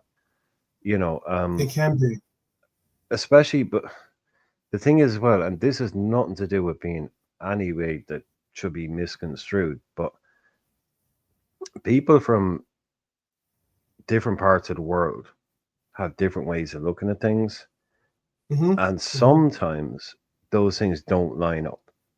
They just don't line up. So you may even be on the same path. You may even have the same general opinion. But because just the way certain things, you don't see things, you just will never be able to find the right connection. You'll see them passing by, on the other side of the road, and for half a second you're in the same area, but they're gone again. Like you can never quite connect with some people just because of the way they see things. And every now and again, you'll find common ground. But with some people, it's just like, look, you see it this way, I see it that way. So you may be saying something good, I may be saying something good, but, we're never going to agree on it. Right. And I don't, sometimes that's good, but you don't, like, there's nothing worse than everybody sitting around agreeing. But some people, man, they just thrive off that energy of like, oh, here's someone in the room, I can fight with him. I can go and fight with this guy. I think the primary reason why I think we got into such a heated portion of it is because it's one thing for you to say things, but when they're like, when the math isn't really mathing, is I like to say sometimes, it's like I'm going to call it out for what it is. Like as in, there were some comments that weren't accurate, and I think that like it by skewing those points and allowing for that to be the rhetoric that you're going to use, it can definitely justify your point, but then that takes the conversation from being a productive one, because now you're one person like myself, I'm trying to put in facts, and then you're telling me your feelings, and it's like I can't do a conversation under those pretenses. So that's just how it went. Unfortunately, it did not go too well, to say the least. He got into some name calling by Albert towards me, which wasn't really good. So it's all good. All good. Up the Reds. That's how I see it. Everyone in each one. Was this was this on? Is this Uncle Albert? Yeah. Mm-hmm. Breaking news: Jake Paul said his next fight will be against Liverpool 12 man. Yeah, I might do a better job than Mike did. I mean, like that fight was boring, to be honest with you. I was disappointed. That fight, very disappointed. And I'm a huge Mike Tyson fan. Oh yeah. Well, again, more fool the people that pay to go see it. That's what I'm saying. Yeah. No, dude. No, dude. We need to basically, and this is what's horrible about this is there's the fight between Katie Taylor and the girl Salinas. That's the second time they fight. They've already said it's that was a better fight. Yeah, I didn't see that. A better fight. They're saying their first fight has already been gone down in the record, like the list or something, was one of the best ever fights in Madison Square Garden. I think it was. This is their second fight. It was an absolute fucking epic again. That went to 95-94, and they'll probably finish it up with a trilogy. That thing was like, that's a boxing match, and she's 37. The other girl is 35. Now they'll finish up soon. But Katie Taylor has been one of the best fighters in the world in the last 10 years, including these fucking dickheads off YouTube. She's been out there doing it big time. She deserves, like, that should have been the main bill on that. What a fight that was. Like, that was... That's what I heard. Jesus. That's what I heard. I didn't get to see that fight, but yeah, that's what I heard. Yeah, complete, like, two girls just going, okay. There was a headbutt, but Katie did butt her, so she went in with a head. It was a pretty nasty gash. Well, you see, that's the thing. You see, she headbutted her twice, right? She did go in with her head once, but that wasn't the one that opened her up. The second one was a headbutt, but it was totally accidental, but she totally whacked her. It was just, she lifted her head up and the girl was, but yeah, she fucked her eye up. And they were kind of saying, but this girl just goes, nah, fuck this. And keeps going. The Salinas girl, Katie Taylor, takes it by a point.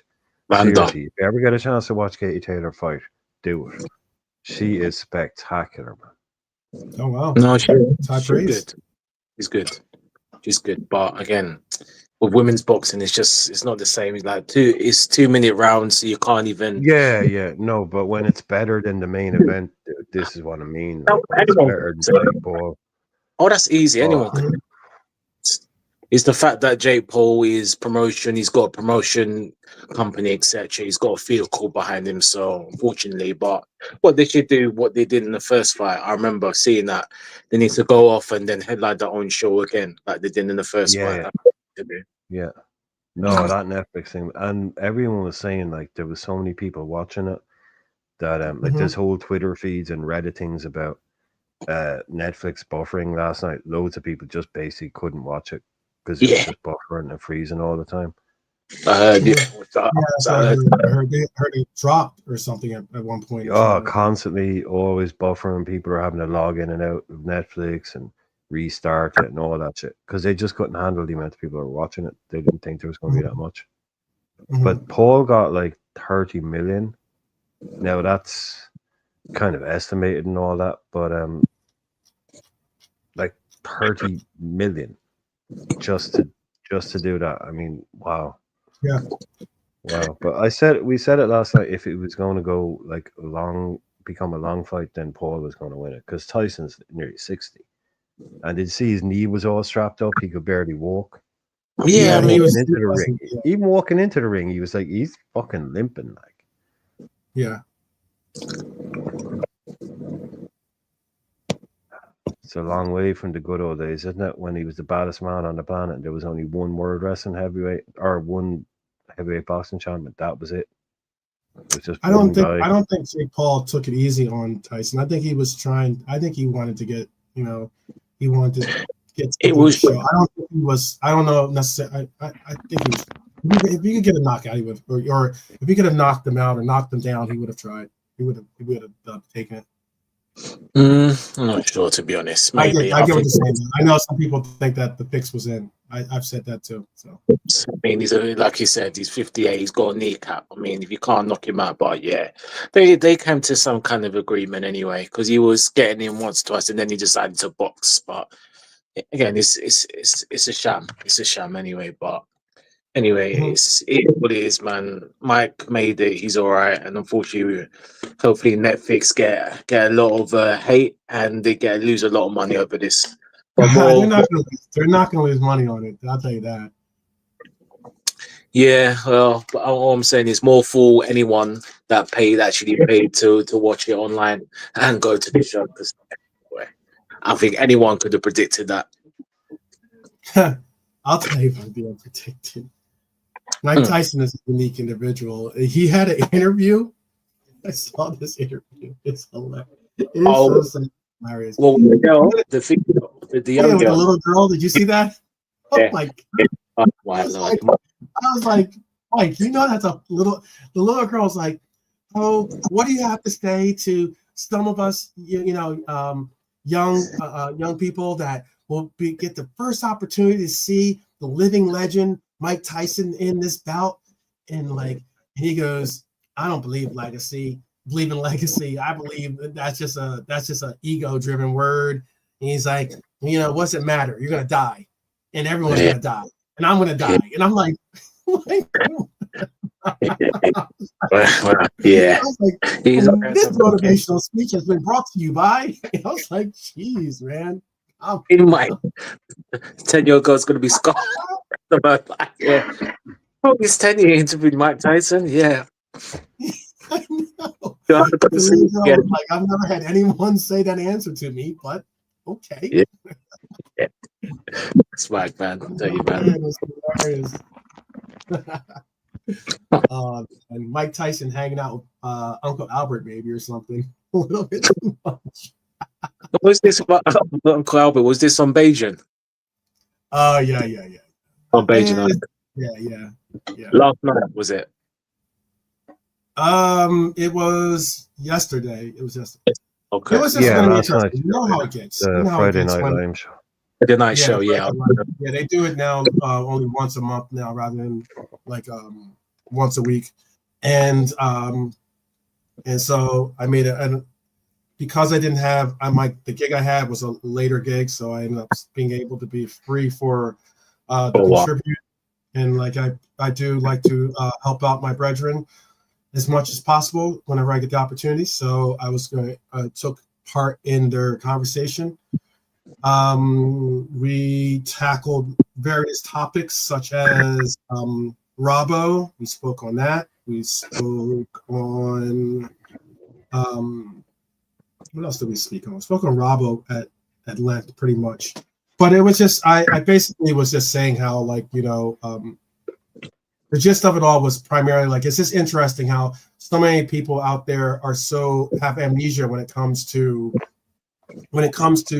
remembering the comments that they use to basically evaluate certain players, and some of the at times harsh, extremely out of line, if not out of distasteful comments that they use against some of the players that play for our team.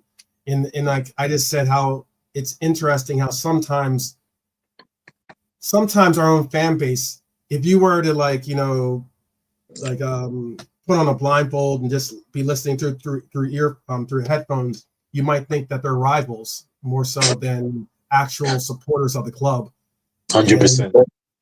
And then they want us to have amnesia about the comments that they made about the players, you know, because then they'll certainly, some of those same people will act like they'll get there and be like, oh, he was always my guy. I always knew that he was going to be this kind of player. I always knew this and I always knew that. And you're just like, wait a minute. You said that he was this and that, you know, 2 months ago, you know? And I was just making a point about how, like, look, you know, there's a lot of players out there that are making their strides, trying to, you know, get better as players, get better as a team, the likes and the such. We were going, Albert has made some very, very, like, you know, critical comments against Lucho. And you can make critical comments, but a lot of the comments that I thought were kind of like, you know, out of line comments. And he was trying to make a correlation of his comments to, you know, back up what he had to say, in that he was about Lucho was Liverpool was actively trying to get rid of Lucho because he was expendable and that he's a player that Liverpool don't want. That's basically what he was saying. And I go, you don't, if Liverpool if Klopp didn't value the player, I personally don't think that Lucho would have started 37. The player that started the most times last year for our team was Lucho. He had the most appearances in games for our team in the Premier League at 37. Or no, 36. Second. He had the second most because Virgil had the most. My fault. Virgil had the most minutes. Lucho had the most appearances. Virgil has 36 appearances. Lucho has 37 appearances. But Lucho was also second in minutes played to Virgil. And what I was trying to get across is I was critical of Ibu, and I am open and I'm transparent about that. In that I've praised him and saying I think that when he was in form and when he's playing, I think he's arguably one of the best center backs in the league, or center halves in the league. Okay. And the only problem I had with Konate was his availability. Konate was at the last, especially the last 2 years, not this particular year, but the last 2 years, his availability has been suspect at best. And it wasn't like, it's one thing for Diego, who's going through his own bout of availability. Diego's availability was because people were like, you know, taking him out, landing on the guy, causing like some weird injuries against him, right? Konate was just because he was running, you know? Like, it was weird. He would he would play for France, but then not play for Liverpool, for instance, you know? So like, it was availability was my key issue and concern for it. And once he took care of that availability, hey, great. Let's just keep the train moving.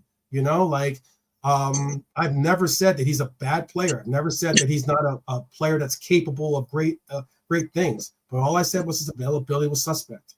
You take care of the availability thing, we have a complete center half, in my opinion, and that's what we're getting this year. But when it comes to Lucho, that was a different situation for Albert's evaluations for it. And why I made a point about it is because he said, "Oh, well, So I said, like, you know, some out there tend to try to slag off. I think maybe that's not the proper word to use. Maybe maybe that's not the right word to use at all. But some do take liberties with some of the things I have to say.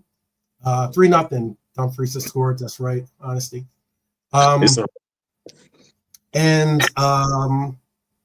Yeah, I think that sometimes they take liberties with what they have to say, and I called him out for it, but he noticeably did not answer any of the call outs because I don't think Albert, unfortunately, had a negative and sometimes ugly stance against Curtis Jones. He said some really distasteful and like ugly things about Curtis. And then and I would go back and forth with him about that. And I told him that I have a different evaluation of Curtis. Then when Curtis had that nice little run where he was getting picked, he was actually getting picked by Klopp, and he was actually becoming essential to the midfield, if not one of the more essential parts of the midfield for us during his stint before he got injured. And then all of a sudden, you know, Albert took the wheel and did like a 180 and was like all about Curtis Jones and giving him props. He said, "I'll put my hands up. I was wrong about Curtis Jones," and blah blah blah blah blah. And I'm like, cool, glad to see you're back on board. And now he did another turn again once Curtis Jones wasn't playing well. Now Curtis Jones isn't Liverpool level and he needs to be off our team and da da da da da. I'm like, that gets tiring after a while when you hear like these knee-jerk reactions. That's all I was getting at. That's all I was getting at. It's like the knee-jerk reactions need to go. Like that does nothing for the conversation. Like we can be critical of the players. You can say that they didn't play a good game. We can talk about that. Players have those situations, but to go as far as like the really like extremes is kind of like why I had the viral reaction that I had on yesterday's broadcast. So that's no problem, 12. Well, I'll watch you later. I'll see how nicely you handled it anyway. But don't worry, don't mind we'll see. We'll see. Ghanaians, don't worry. It's like my mom. They get angry, the roof comes off. Hey, hey, the roof comes off. So yeah, it's like you'll lose battle. Believe me. yeah. So he's kind of like it's kind of like arguing with a rock, you know, that has pre-programmed sounds. I mean, there's just no point. I mean, you have to get him to say something really extreme before he'll go, okay, yeah, maybe I was wrong to say that. But if he has an opinion, I'll just learn with that guy. He just has an opinion. He's never going to change his mind about it. No, he's not. He's never, ever going to change his mind about it, unless, like I say, he comes out and you goad him into saying something like really over the top, and you go, "Really? Do you mean that?" You go, "Well, maybe I don't mean that, but." Right, I didn't have a problem you'll ever get out of someone like him. But hey, look, when people start getting but if they start getting personal with you, he was saying some disconcerting but if they start, but if they start getting personal with you, that's different. No. I didn't call him names. I didn't even point him out. I wasn't even referencing him in general. That's why. But he took it as I even made a point to say, I'm not talking about anyone in the chat. I'm not talking about anyone in the panel. I'm just talking in general. And then he took it as, oh, you're talking about me. And I'm like, no, that's you self-projecting in the sense of that you fall under that category without me having to say it. That's how I look at it. Because I never used your name in any of it. I didn't. Yeah, you can't be doing that. You know, it's like kind of you do stuff, but once you make it a personal thing, then it stops being about everything else. Doesn't matter what your opinion on football is. So if you start making it personal, then you kind of lose. But look, the one thing I'd always say, I don't know, that's stupid. One thing I'd always say, but I think everybody on YouTube that talks about it all the time, there should be like a sign on their wall that they sell in one of those stupid home stores, and it should say, I can't remember who said it, I don't know whose quote it is, but it's football will prove you wrong far more often than it will prove you right. Yeah. So just wake up every fucking morning and realize that your set in stone concrete opinion about football, no. 109 times out of 10, football will prove you wrong. It'll adjust, it'll adapt, right? Yeah, so you come out with these fundamental type statements, and it's just like, just watch and see. It's like, okay, he was shit last week. He might be good next week. I'm not going to sit here and say, but you got, you got to have some leeway in things. But sometimes people like to be entrenched, You know, they want to go on a show and say, "This is my big opinion. This is my strong take, and no one's going to prove me wrong." Or, well, hopefully they'll do that. You know, that stupid thing that people used to go, "Oh, prove me wrong, guys. Prove me wrong." They want people to try and prove them wrong. Right. You know, this is my thing, and you're never going to change my mind about it. And it has to be a big, strong opinion, because I'm going to be on ends, man, for 5 minutes. So I'm going to come on and make a big, strong thing and say this. You know, but you try and gauge somebody in conversation about it for 20 minutes, they have to still bang their fist on the table, go, "No, he's awful, he's awful, he's awful. Right. I'll never change my mind." You're like, "Yeah, but what about this and what about that?" They don't want to hear it, because They all don't they wanna thought hear in it. their head That's is, right. but their only thought is, they've only gone so far as to think as, "This guy is effing awful. I'm going to go on TalkSport, or I'm going to go on Ensman, or I'm going to go Right. on Right. the Beijing Reds, and I'm going to say, this guy is absolute shite. We need to get him out of the club." You're like, "Oh, strong opinion, dude. Thanks for calling in." He's not expecting someone to go, "Well, you know, follow up questions." You know, Yeah. they just Follow want up to say, facts. "No, he's How about that? absolute shite." Yeah. Don't want follow up facts. Don't bring those things out. But yeah, you know, it's. I mean, honestly, K-Mac came on the channel yesterday. Came on Base Reds, and he brought up some question that I didn't even want to address. Put it that way. Okay. He made some. He asked a question, and then tried to formulate it into a way that I was just like, I'm not even going there. If they want to comment on that stuff, fine. But it was some way, somehow, to make like Jurgen look bad, and or not, that he wasn't a good coach or something. I don't know. It was something where I was just like, dude, I'm not going there. Some of the conversation isn't worth having. That's your opinion. More power to you. But like, but yeah, there's a lot of different ways to a lot of different ways to kind of try to have these conversations. Sometimes it just is a little bit of a losing battle when you try to engage in like, okay, how about we try to come to either a comfortable compromise or medium, excuse me, middle point, or maybe even I don't even know about the agree to disagree things. Those sometimes are kind of like condescending too. I don't want to agree to disagree on your BS. So it's one of those situations. But it is cool that Well, that is underused as well. We need to bring, no, I think we need to bring that back a little bit as well. Every now and again, a little bit of let's just agree to disagree. That won't go amiss.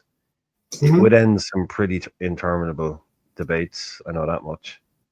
No, it would. I don't look. One of the major interesting points, for instance, was when we were talking about it. We said when he was talking about Lucho, and that Liverpool did not want him, was actively trying to sell him, and I was like, one of the points, and I think it was Hustle Bones that might even said it in the chat. It was something I agreed with them on, and that was willing to listen to an offer does not mean that you're trying to actively sell a player. There are players that are untouchable that I will openly be accepting of. There are players that no matter what price, chances are you're not going to sell those players, you know? But there's a major difference between listening to an offer and, oh, we're trying to sell this player. That's what I was saying, like, was Liverpool willing to listen to offers for Lucho? I'm not disputing that. They would have absolutely entertained offers if you came out and said you wanted to purchase Lucho. PSG was interested in him. Barcelona was reportedly interested in him. I don't know at the time, Barcelona, if they had the money to purchase him, even at their own evaluation of what he was. But I kept asking the question, what is your evaluation of the player? And then let's start the conversation from there. Because then I can get a gist of, you know, what is an acceptable transfer, even in your mind. Not talking about Liverpool's mind, because they had like if you look on transfer market, Lucho's money at the time, or transfer market value was like 70 something million. He was actually the highest. I think he was the highest market value player on the team, and that makes people go, wait a minute, I don't understand that. And I'm like, I get it. The contract situation is involved in that.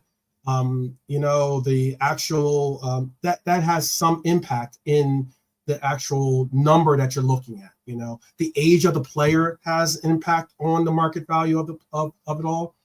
Because you might say, oh, well, Virgil van Dijk's a higher rated player, or Mo Salah's a high rated player, or you might even get a higher price for Mo Salah on the open market from a Saudi or something like that.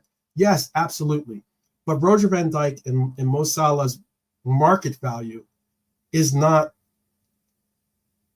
more than players that are younger and have more years on their contracts. I was trying to bring out that point, but he didn't want to hear that. And then I was trying to say, well, if we get a common idea of what your evaluation is for the player, then I can say, okay, well, then you rate the player. I remember I've had this conversation with the Irishman, and I said, what do you rate? I remember we talked about it, and I said, I think at the time his Liverpool's evaluation was 75 million. You can correct me if I'm wrong, Brian. I think like 75 million was what they wanted to get for Lucho. And I think Brian's was more like, well, I don't even want to speak. Did you have an evaluation for him too? I think you were saying you'd be comfortable if we got, I think it's 60 million, I think, or something like that, I want to say. Or maybe I'm going too high. Maybe yes, no. 65 million pounds would be about right. Yeah. About right. Yeah. Okay. That'd be about like 75 million euros. So yeah. Yeah. Okay. So so 65 million pounds, is like, was your evaluation? I can engage at least a conversation as to, whether if it's feasible to think that we're going to get that money. Right. But like, if you don't rate the player, and then you're talking to someone that rates them at 40 million, then okay, now I'm able to gauge the fact that, yeah, you value this player at 40 million, despite the fact that the market value for this player is higher, despite the fact that most people evaluate him higher than you do. But your engagement on him is 40 million. So you're thinking, if Barca comes to the table, if they just offer 40 million, he's gone. But that's not reality. Liverpool had an evaluation of like 75 million. Might be high, but it's the same thing as like me going to any of the panel or anyone out there in the chat and me saying, you know what, I like your house. And you're like, I love it too. And I'm like, how much do you want for it? And you're like, I don't want to sell it. I love living here. I love this house. And on the market value of your house is, I don't know, let's say it's 500,000. Right? And I say, oh wow, it's on the market, your house is 500,000. Well, I'll give you 500,000 for it. And you say, no, you want to make me move from a place that I love and enjoy living. You'll have to give me 750,000. Let's say you have to double it maybe. And that's how you get the make me move. That's that whole term of make me move concept that I speak on. If you can get a price like that, then yeah, obviously Liverpool valued, or the way that they valued Lucho was relatively high in some people's minds. And it was high enough that they weren't going to move on Lucho unless you gave them relatively close, at least, to that number that they evaluated him at. But while we were going head to head in my argument with Albert was because he didn't want to hear that. In his mind, his personal evaluation was a low evaluation for the player because he doesn't rate the player. So therefore, in his mind, whatever pennies, that they came to the table with, you should just get rid of them. And that's why I was saying your argument is not factual. And then when he tried to say, oh, well, they were trying to get Gordon, I go, initially, they did want Gordon. There were reports that they were going to get Gordon. Didn't necessarily mean that they're going to get rid of Lucho, but it did mean that they were trying to bring in Gordon. And then I emphasized the fact that even though we were in talks of getting Gordon, Newcastle said, if you want to do a swap deal, put in Kwanzaa, and then we'll make it work. I made a point of saying that we countered and said, we'll give you Gomez and money, and then you'll give us Gordon, right? Why I made that point about Gomez being a part of it was because initially Newcastle was interested in Gomez. It just so happens that since the time they've been interested in Gomez, who's been playing exceptionally well, you know, from the time they were interested up to the time that the Gordon deal was coming up, we also had the emergence of Kwanzaa being a bigger and more a younger and promising player. And that was the interest. They might have had interest in Gomez, but they now had interest in trying to get a younger and more in their mind possibly promising player in Kwanzaa. Yeah. And I try to emphasize that was the change of what made the deal kind of go. Oh, they shot themselves in the foot there, big time. Yeah.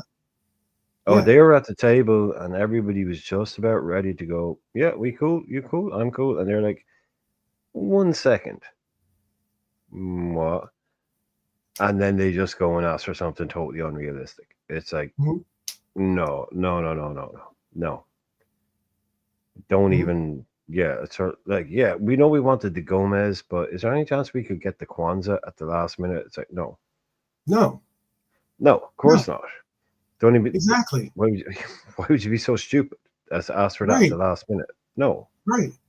Yeah, we're out here and we're not. But it's not. Kwanzaa. But when you talk to sometimes when you get in these conversations, people think it's like so black and white, you know, like so like, and it's like there's a lot of shades of gray in between that you have to discuss as to why the circumstances ended the way they did. Unless you criticize somebody that they like, and then it's all shades of gray, right? And then it's all about the this and that, right. And it was funny. I like, you know, I try, like I said, I try to bring out the fact that he was the most used. He's the most used player in our team last year.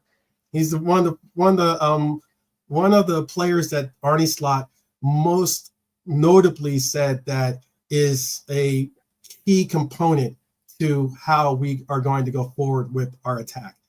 Thus, the reason why he is using him in position. He's used him as a right wing. He's already brought him in for Salah one time. He's obviously used him on the left wing. He's even used him as a striker. Does that sound like someone that he's like, you know what? I don't know if this person fits in our team. Like, what are we talking about here? Is this what we're doing? It's wild, man. I'm sorry. All right, enough of my rant. I'm sure you guys heard me talk enough. I'm sorry for going on a little bit at nauseum for some possibly. But big up. Big up. Is Ibu going to captain today's team? That's pretty wild. Big up. Well, we got England v Ireland tomorrow night. Yeah, big game tomorrow. How you feeling about that game, Brian? Not very good. Yeah. Even with all, I mean, they don't have a lot of the players that they a lot of players have, like, you know, dropped out. Yeah, exactly. So they play all these like young kids who are deadly and stuff. So yeah, we'll probably get. I mean, it's England. I know Carsley has been, you know, a little bit more what would this like attacking, or, you know, the fans like it a bit more. He's like, it's not his job for the long term, so he's kind of having a bit of fun with it. Mm-hmm. So they're probably going to come out and play, you know, just play with a bit of fun. You know, it's Ireland. Like, it really shouldn't take like us. Maybe you can put up a bit of fight for half an hour or something like that, but they'll just have enough quality and someone will pop one in. But Kelleher might have to. Kelleher will probably be having a busy night.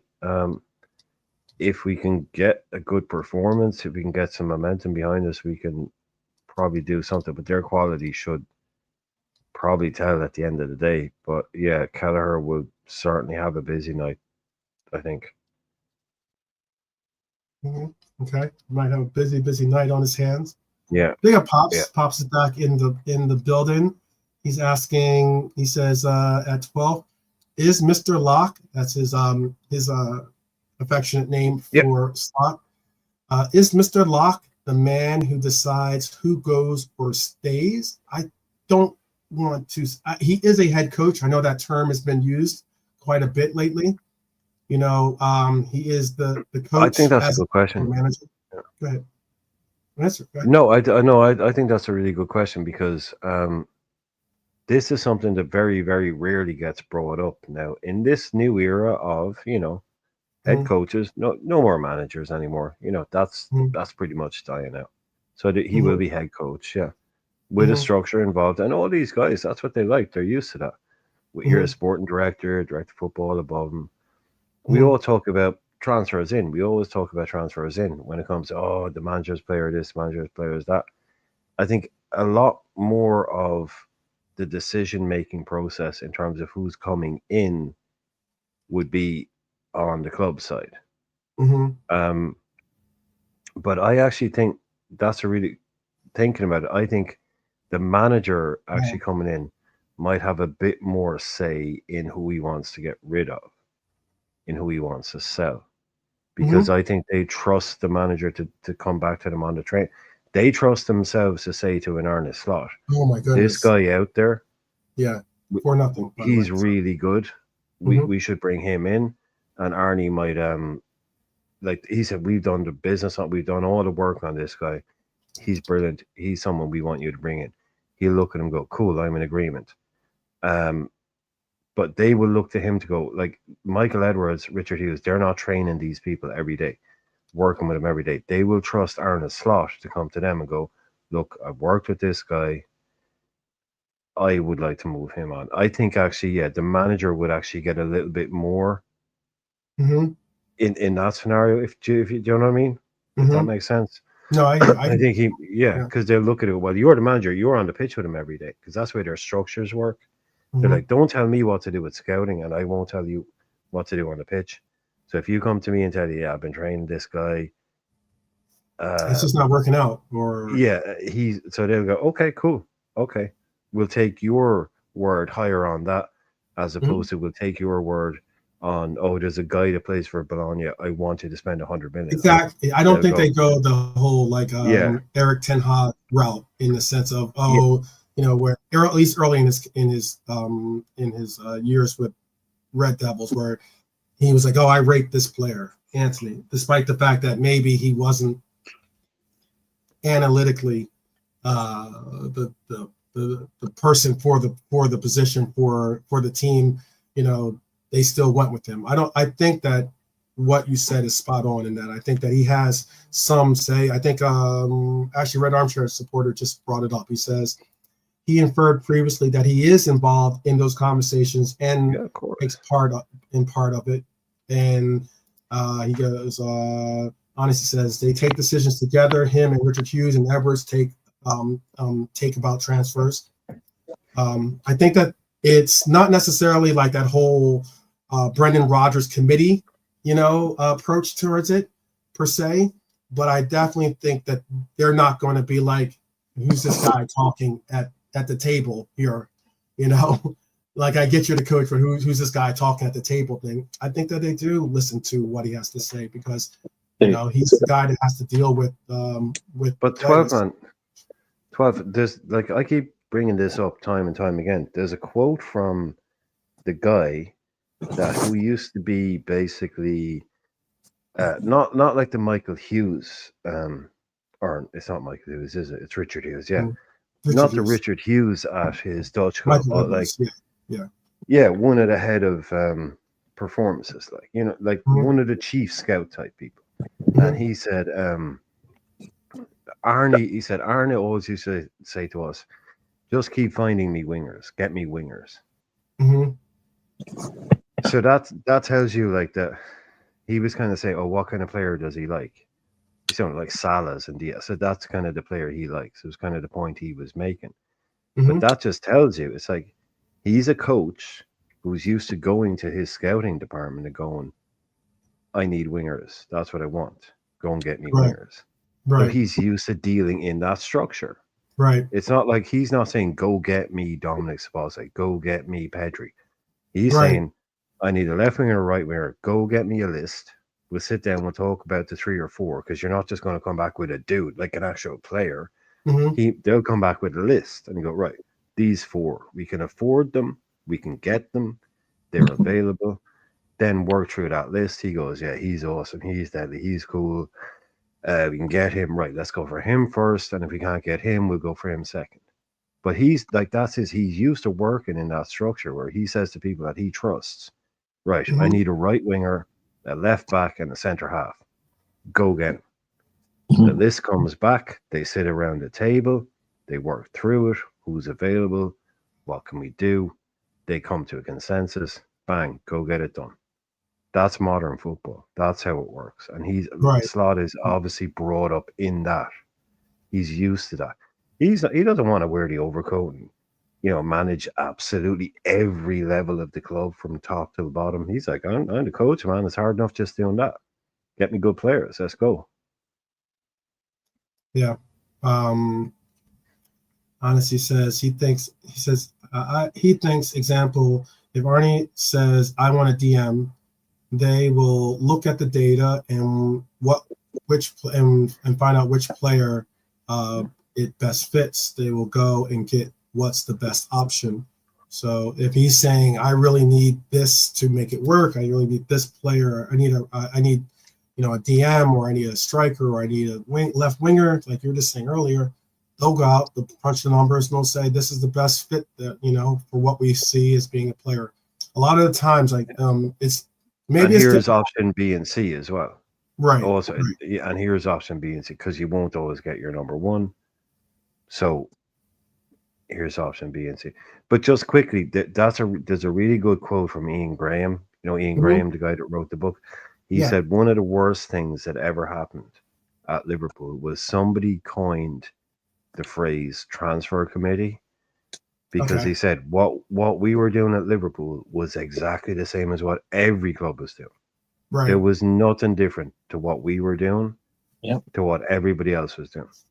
But someone just said, oh, there's a transfer committee at Liverpool.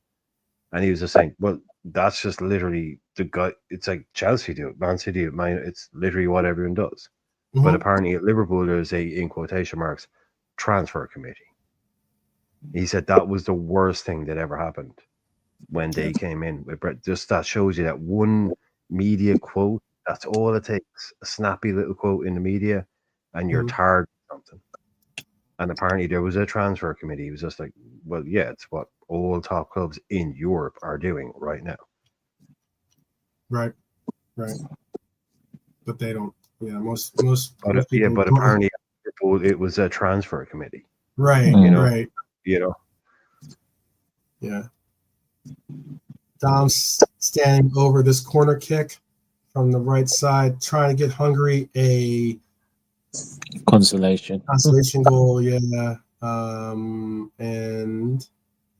it's going to have another attempt at getting the corner through. They've got 3 minutes of extra time. They're already at the game might be over. My feed might be a little bit behind, but nothing doing there. Again, they got 3 minutes. It's already 2 minutes into extra time.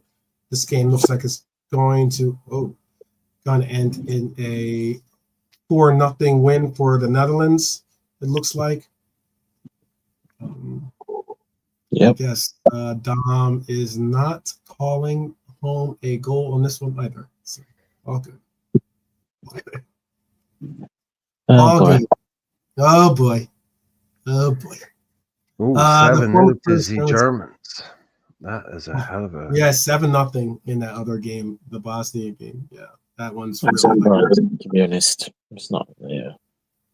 Just that wasn't. I don't think many people were expecting. Bosnia aren't 7-0 bad though, are they? They're not. I mean, they're not great. I mean, but they've been in tournaments recently. Mm-hmm. Mhm. They have, but they're just not the same. They're not great anymore. They're not that good. 7-0. So, Um, personally, I'm not surprised. Yeah. you see, a lot of this with the Nations League will kind of be like you got Moldova playing Andorra, and that's another part of it as well, is because when they had other tournaments, the likes of Andorra, Moldova, San Marino would always be the whipping boy in a team or in a group. Now Mm. they get to play teams on their own level a little bit more. That's another thing they try and sell it on. But Denmark won. That was yesterday. Mhm. Scotland beat Croatia. Ben Doak had a great game. Apparently, he made Yeah. Ben Doak had a Gvardiol look man of very, the very match. silly. Man of the match Yeah, game. did you see the nutmeg? See the Yeah. nutmeg on Gvardiol? Yeah, It's he very made like Ben Guardiola look Doak. very, very like pedestrian. Yeah, in fairness, Doak, I loved his honesty, because he said afterwards, he said, I just tried to touch it past him. I didn't even realize afterwards that I'd nutmegged him. You know, he just said, you just try and touch it. But on the screen, it just looks, yeah, he makes a fool of him, but, and off he goes. So, yeah, he is having a really, really good season, man. So, Yeah. Yeah. Yeah.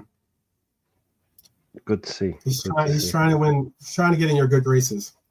We know. But Yeah. It's not. It's not easy. tomorrow, it isn't Easter? easy once you're out. No. You see, we're away. You know, we have to go away tomorrow. I just had to double check that. Yeah, England are at home. You know, like if they were come to Dublin, it gives you a little bit of an edge. But yeah, The last time they played that was part of Nations League. Last time they played in Ireland, then right? oh, it's only recently enough. Yeah, that was Yeah. the home game. You know, that was home Yeah. game. So, but yeah, there's Finland, Greece, Israel, Belgium, Italy, France. Actually, Italy are playing France tomorrow. That could be Yeah. a good game. Could be. But Could be. yeah, 5 o'clock I don't know. Irish time, UK time I remember we is talked the about England game. Italy's lack of forwards or Many striking. things. Yeah, Yeah. striking strikers the way they used to have them at a plethora. I guess Balotelli isn't making a return anytime soon. So, No, despite one of the he has returned to football. By the way, he has returned to football. Did you see that there is a report apparently that that Arsenal are looking at possibly bringing in Pogba? Did you see that by any chance? Me? Really? Is that Yeah. real? Really? Yeah, I know. Everyone's like, really? That woke Yeah. JK up. Yeah. Yeah, I know. They probably deserve one another. I would say. It says November 31st, or no, excuse me, now 31 in Vada Club. Pogba is reportedly considering his options. This is actually just posted an hour ago. This article. Pogba is reportedly considering his options, with Arsenal urged to sign the World Cup winner by their former defender Sanya. Excuse me. However, questions regarding his ability to stay fit have dominated discussions about his future. So yeah, he is someone that's on their radar apparently.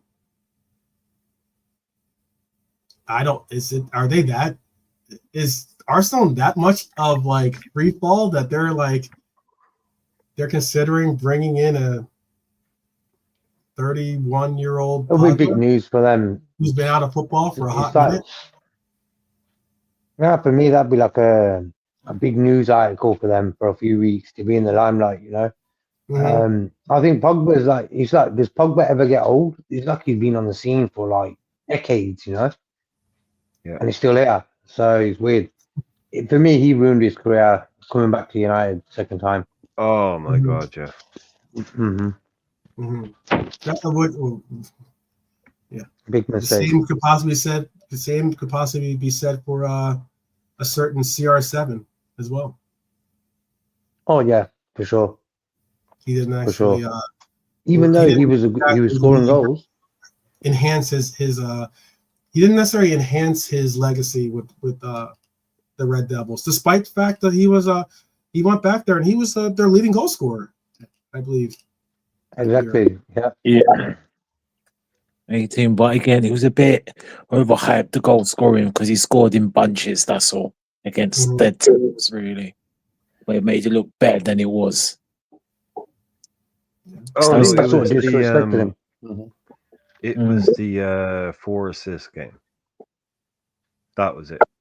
It was the 4 assist game. That's when they all thought this guy's world class. He got 4.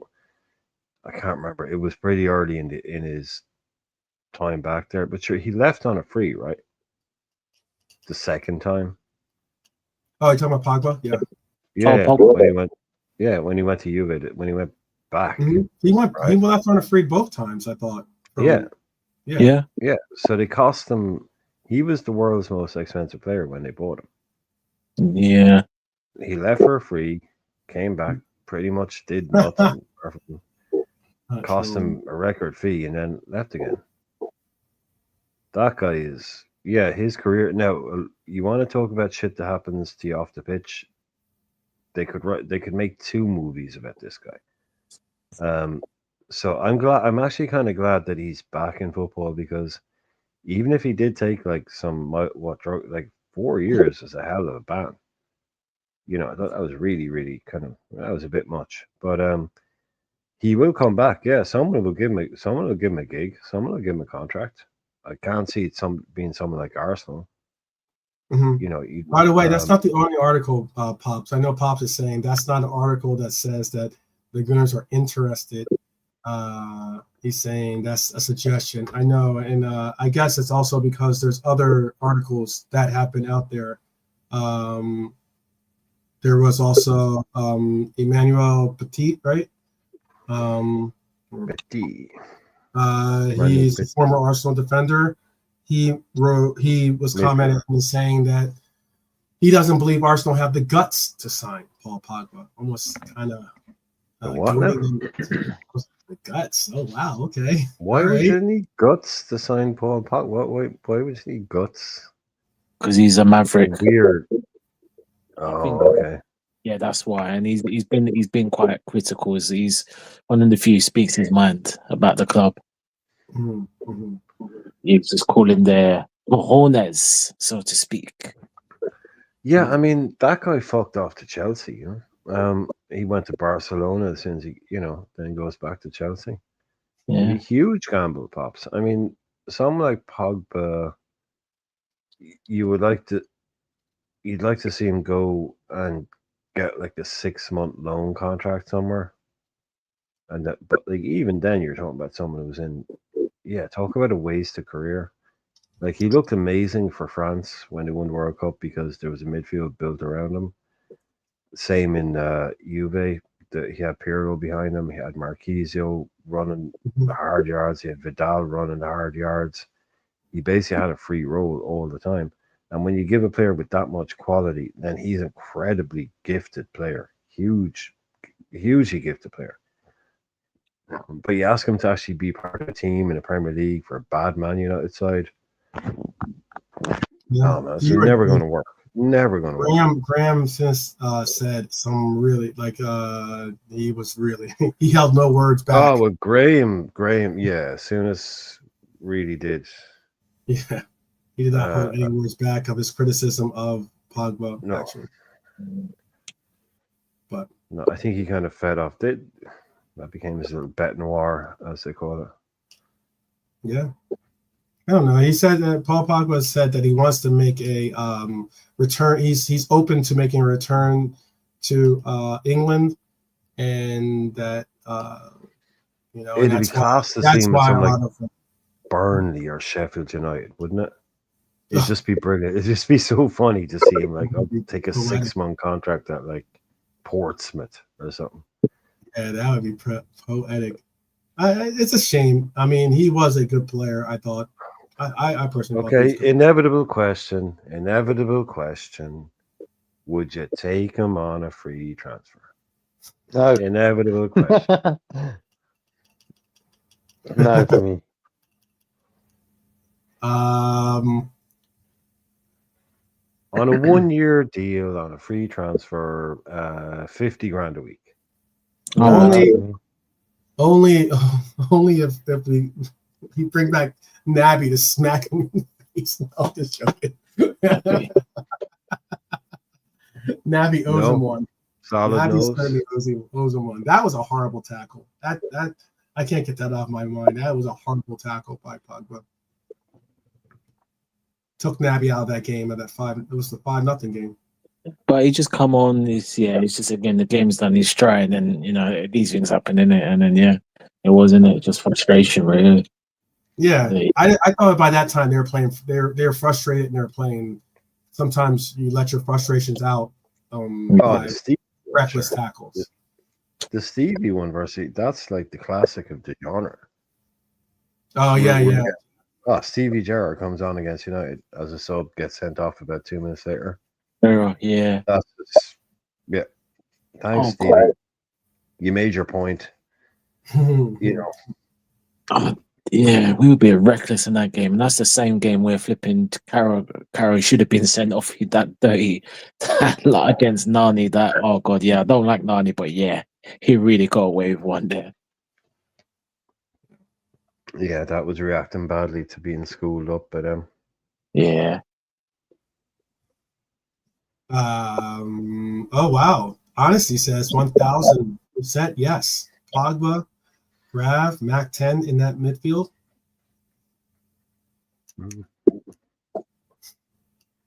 Yeah, Red Armchair is right. Prozinecki, one of the greatest players of all time, was at Portsmouth. Yeah, I wouldn't. No way I'd take him. No way would I take him. No way. No way. This guy is just like a hand grenade waiting to go off. There's something that, his best days are a long time ago. Yeah, like we were talking about the Ligt earlier on, right? Mm-hmm. In terms of like bad transfer choices, the Ligt going to Bayern, you couldn't really blame him for that, right?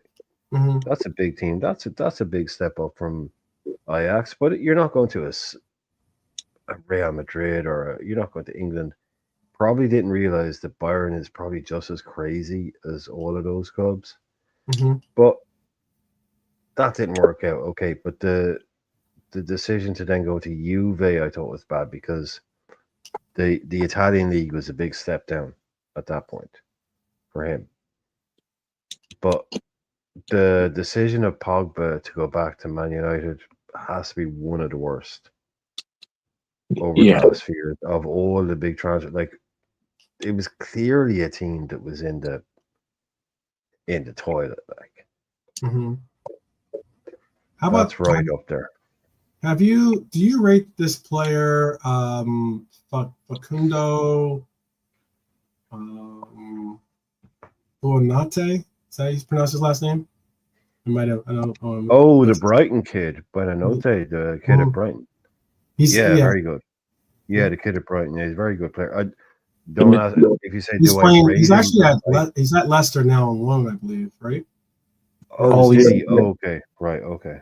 Penalty, he's yeah. right. He's a Brighton player. You're right. I'm just saying, yeah. I'm just wondering.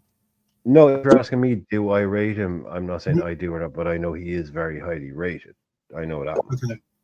Yeah, I know. Well, he played for Brighton, so they only buy. Did he go to Leicester? I missed that one. I did miss that one. That's a good little player. He's on loan. He's at Leicester now. Yeah, they picked up a current good team player Leicester. there. Yeah, he's on loan at Leicester. Okay, he looked very good last year because it's Brighton. They like 19 years old. These, very young. 19 years old. Yeah. Jesus, he was only like 18 last year, and he was contributing last year for Brighton. Yeah. Another one of these little gems they picked up, kind of thing. Little Argentinian number 10. Yeah, typical Brighton. Yep. Maybe that helps. Leicester will probably ruin him, though. Leicester will probably ruin him. He'll have Leicester. He'll have Leicester PTSD for the next 5 years. He won't be able to kick a ball. I'll let Ant here say that. Yeah. I know. Reportedly, Spurs might be interested in bringing him in. but he was Who's just the someone. guy? I someone saw the big baldy Irish guy who should, never been named, do a show tonight. I think there's a few shows going around saying that we bid for Carquez. Did anybody see that? No, I've seen a few thumbnails going around that we bid for Carquez. £40 million. I'm sure honesty is in there, Trap. You'll have heard if it is, because I know Anfield. As I was saying, yeah, Anfield is anyway. they were saying that know. Kirk's evaluation was like 55 million though. That's not, at least that's how much they were It trying. wasn't just them. To be honest, I just saw 2 or 3 shows earlier on were saying that Liverpool not bid for him, but are preparing a bid, whatever. But it's all about Carquez. Yeah. Apparently, I don't see anything about Kirk's in the news here, but yeah, they rate him at 50 million. YouTube. Over 50 million pounds is what they're looking for. Like 50 million pounds, 50 million price tag is what they're trying to get for Kirkes. Yeah. Like they're doing a show right now, and their thumbnail, their title is Liverpool Open Carquez Talks ? So that's what they're leading with. The all important question mark. But I don't. What is your Romano just can did can I ask a follow-up question then, Brian, to you? Is that if there's a position on the pitch that you think is needing to be a priority, what position on the pitch right now, currently of our team, do you think is the priority? And you can even factor in the point that we have players about that will be returning in the after the international break. Are the boys there, or did they want to chime in? Nolante. I guess Nolante first. Nolante, what's your priority, if you have one, for a position? Because I know I saw one broadcast that was going on about, they were going on at length about, this club needs to go out and get a player and the likes, and the fact that news did come out. Apparently, there was news or a report that said something that Arne Slot does not believe that we need to go out and get players necessarily in the January window. That's what I don't know why he would say that, if he did say that. But yeah, I'm not going to believe that, to be honest. Yeah, I mean, you don't know what's going to happen in December. You have to prepare for, Yeah, exactly. So, but is there a priority? Do you have a priority in the January window? Yeah, there's only one priority: DM. Okay. You said DM, right? You said DM. Yeah. Okay. Why do you think that? And also, who do you have as a solution for that? Well, it's just obvious unfortunately, whatever reason, he just doesn't rate Endo for whatever reason. Because for me, as I said, for the last month or so, Endo should be starting certain games. McAllister burnt out, and we just need the guy wanted in the summer, as we know, to freshen up the midfield just for a change, because Morton's not going to get any game time, that's for sure. Mm-hmm. And with Jones and Sobo, well, obviously more Jones, maybe we'll put him back as the pivot. But it looks like again, depends if Harvey's back, so he might for taste. But we just need a cup just in case, and just someone to take the relief, so a Gravenberch can rest, and McAllister needs to be rest. So I think that's essential, really, for me. And in terms of personnel, Mane Kone from Manchester, who I thought we should have got originally last season. He's one that we should get.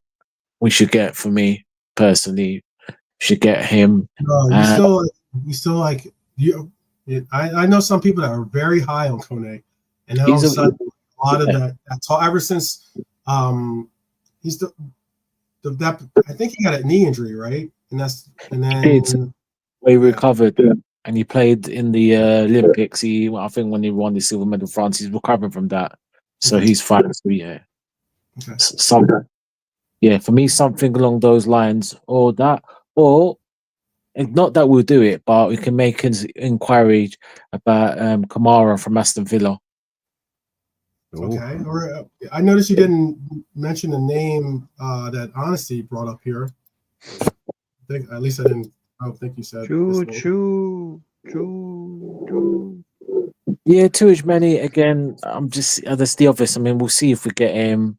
Baloba, we won't be going for him in January. That's 100%. We're not going for him. Yeah. Or maybe if we do, is a summer, but I'm not sure. Frankie De Jong, not for me. Not for me, Frankie De Jong. Not for me. Not on those wages, I'll tell you that much. Not on the wages. He wants for commandos. Not for me. Mm-hmm. All right. No, they're in talks for him to dial it back down a bit. Yeah. He wants to stay. Yeah, he's like I said. Yeah, he don't want to go anywhere. And it's full stop. I know, JK. I don't. Do you want to? Is JK there? Or? How about for you? And then you can tell us in the chat too. We still got a good number of heads in the chat. If you want to voice who you think is a priority, definitely bring it up. And you know what? There was a question. Hopefully, I have a question from Freedom actually as well. Go ahead.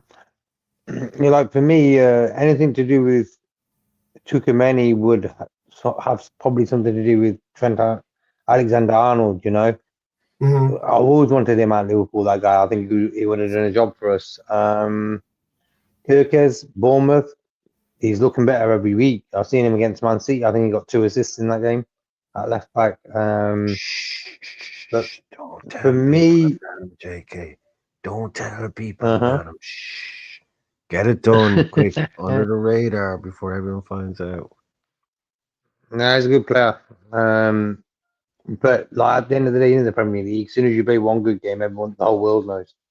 So Kirkes wouldn't go like, but we don't know how great he is. He's being rumored to be a guy we could go for. But for me, that DM position is the real position. I would love to get Chukwemeni in there next to Gravenberch, McAllister in front. I said that the other day.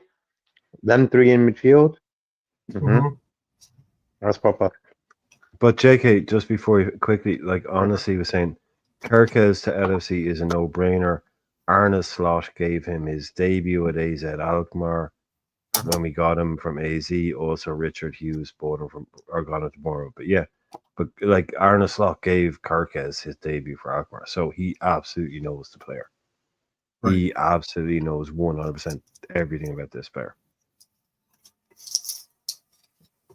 He looks better than Out-Nori, but for me, Out-Nori, he's good at attacking, defending. Not great, right? But it just shows you the world of football right now, where we're sort of looking at like a Bournemouth left back who's just been on the scene for a year. That's how bad football's become. There's a lot of players out there, but there's not a lot of good players. Or it shows you that these smaller clubs can afford to have very good players also. So like Bournemouth, and they bought out the 40 million quid on that Evan Nielsen guy that went out and bought Kluivert from Roma. There's also that as well. That, like the smaller clubs as they used to be in the Premier League can outspend a lot of the bigger clubs across the continent. But for me, in January, like I said last night, do you think that's for what you just said though? That last point. Do you think that is because there was that point that Rory Jennings brought up about Brighton and the sheer fact that Brighton was playing Ajax in Europa was wild to him, and how it's the sheer power of the Premier League financially that is kind of possibly even ruining European football in his perspective. I don't understand that one, but Well, ruining European football might be, but even the thing is, even if say a Roma or an Inter Milan or not Inter, but some club on the continent was able to match your £10 million bid for a Kirkes, right? The Premier League team is going to be able to pay him way more every week than that Italian team or Real Oviedo or some. The Premier League team is going to be tripling any wage offer that comes in from an Italian team or a Spanish team or a German team, probably. So there's also that as well. Even if they could go and get their transfer fee wise, as soon as the wages are on the table, this guy would be like, oh, you could go to, say, AC Milan, right? But they're only going to offer you 15 grand a week. That's the most they can offer you. Or you can go to Brighton, Bournemouth, or West Ham, and they're going to offer you 60 grand a week. What are you going to do? You know, it's pretty much the end of the conversation then. You know, and then it's like, yeah, but you go and play well in the Premier League, all eyes are on you. You know, no one's watching Empoli, no one's watching, but if you play in the Premier League, you do well. So it's hard to see all these players, these people end up there, apart from the main guys that you want, the big boys. This player here is like someone that both Honesty and Pops was saying that it's been on their radar. With a fee of 70 million plus, what could get him to some of the numbers that they're asking for players that you have to take such a gamble or a calculated risk at, pursuing is really wild sometimes. 70 million is a lot. It's a lot. Liverpool, and this is something that I was saying was the thunder on the horizon. Liverpool are again, I know Pierce has made his report that we're not going to be interested in going into the market for any player. And there's that slot comment as well. And Pops was saying how it's a strategy move by Mr. Locke, so it doesn't look like we're desperate for players. But there's also a particular player. You spoke of a DM, Nolate, and there's a certain team out there that is not doing well at this current moment. It doesn't look like they'll be getting into Europe as weeks. They're not going to be looking at getting financial rewards that way. And that is the fact of Real Sociedad might have two players on Liverpool's radar. One being obviously Zubimendi, who was on our radar before that we actively went in for. And another could be Kubo, is another name. It was just in a journal 2 days ago that Liverpool and Tottenham are keen on signing the Real Sociedad winger Kubo. The 23-year-old winger has attracted the attention of the top European clubs with his performances for the La Liga club, and it will be interesting to see if the likes of Liverpool at Tottenham can lure him away from Spain. I don't know if Kubo's sitting there tuning into that game and figuring out which team does better, and that's the team he goes with. But yeah, do you think that do any of those names interest you in the mix? We'll go. JK, does any of those names interest you?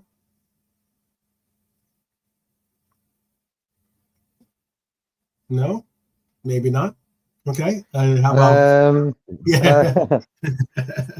Like for me, the Sociedad guy, Zubimendi. Yeah.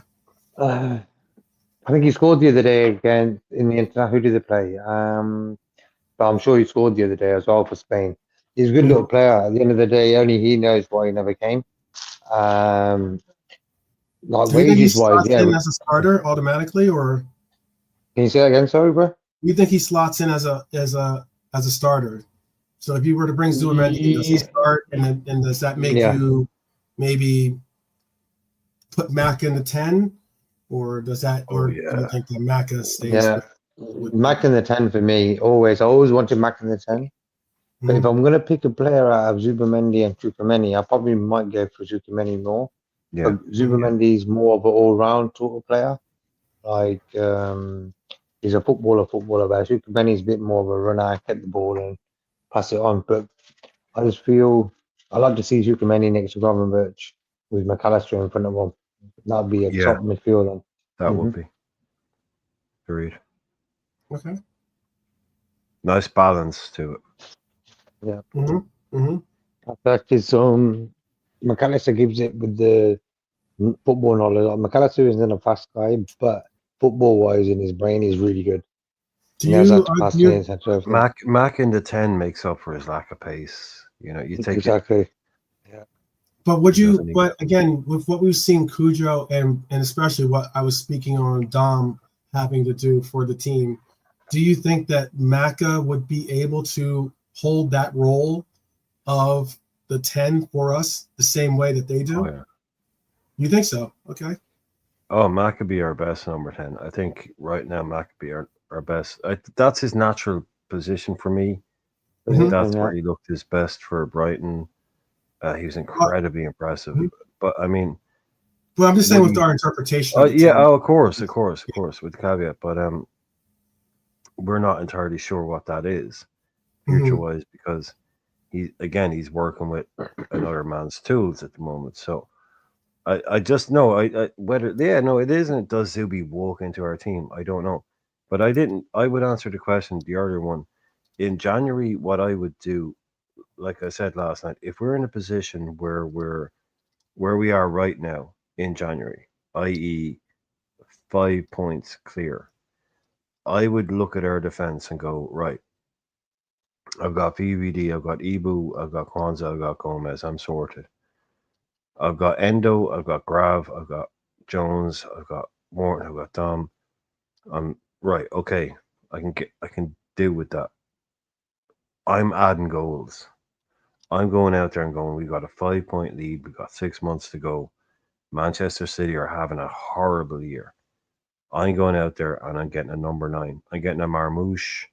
I'm getting somebody like that. I'm going out and I'm rolling the dice. I'm going to say we can keep our proper, what you should kind of do, transfer signings, the DMs, the centre halves till the summer. We've got a 5-point lead now.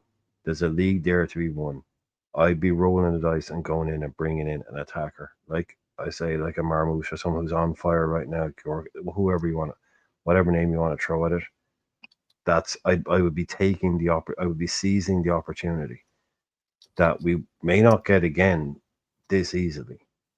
5-6 point lead in January, go out there and add 10 goals to that team between now and the end of the season and deal with your bigger issues at the end. No, Pops, like I say, I don't know, but I'm saying goals. A Marmouche, a Lautaro, I mean, just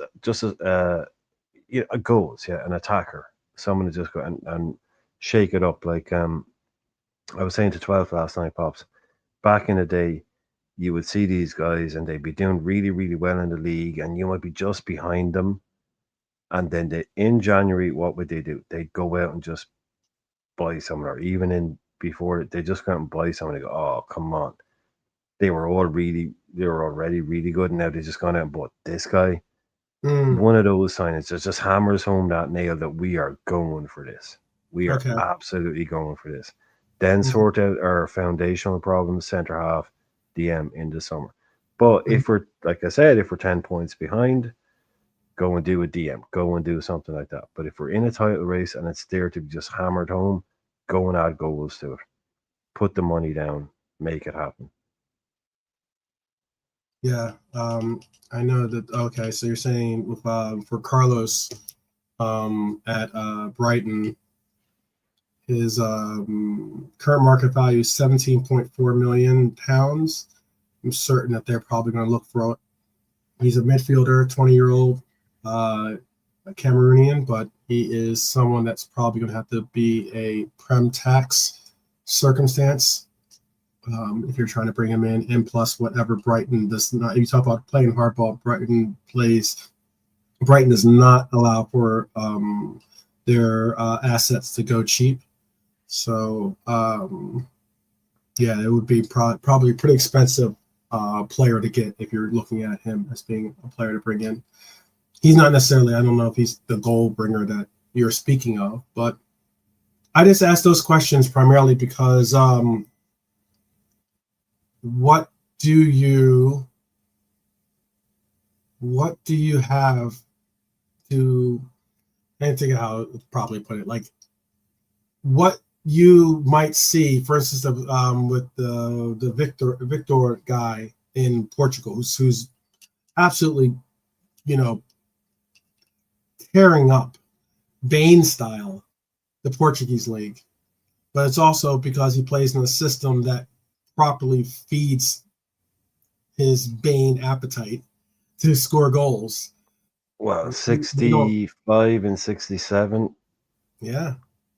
So I mean, pretty good return. Yeah, but he's also someone that when he was with Brighton, was getting pushed around on the pitch. he barely. I don't think he ever played for Brighton. Who was it? No, he never played for. He was on their books, but he never played for them. Yeah, he came up young through the ranks in England, and went to Coventry. Did okay in his first season, then went completely nuts in his second season. And, maybe it was with Swansea that I was thinking of. No, he was on the books at Brighton. They owned him for a long time. 4 years, loaned him out. Then Coventry bought him. And then he had like 2 amazing seasons there. And then he's gone to Sporting and scored pretty much a goal a game at least since in 2 years. So it's only a matter of time. I mean, he'll go somewhere.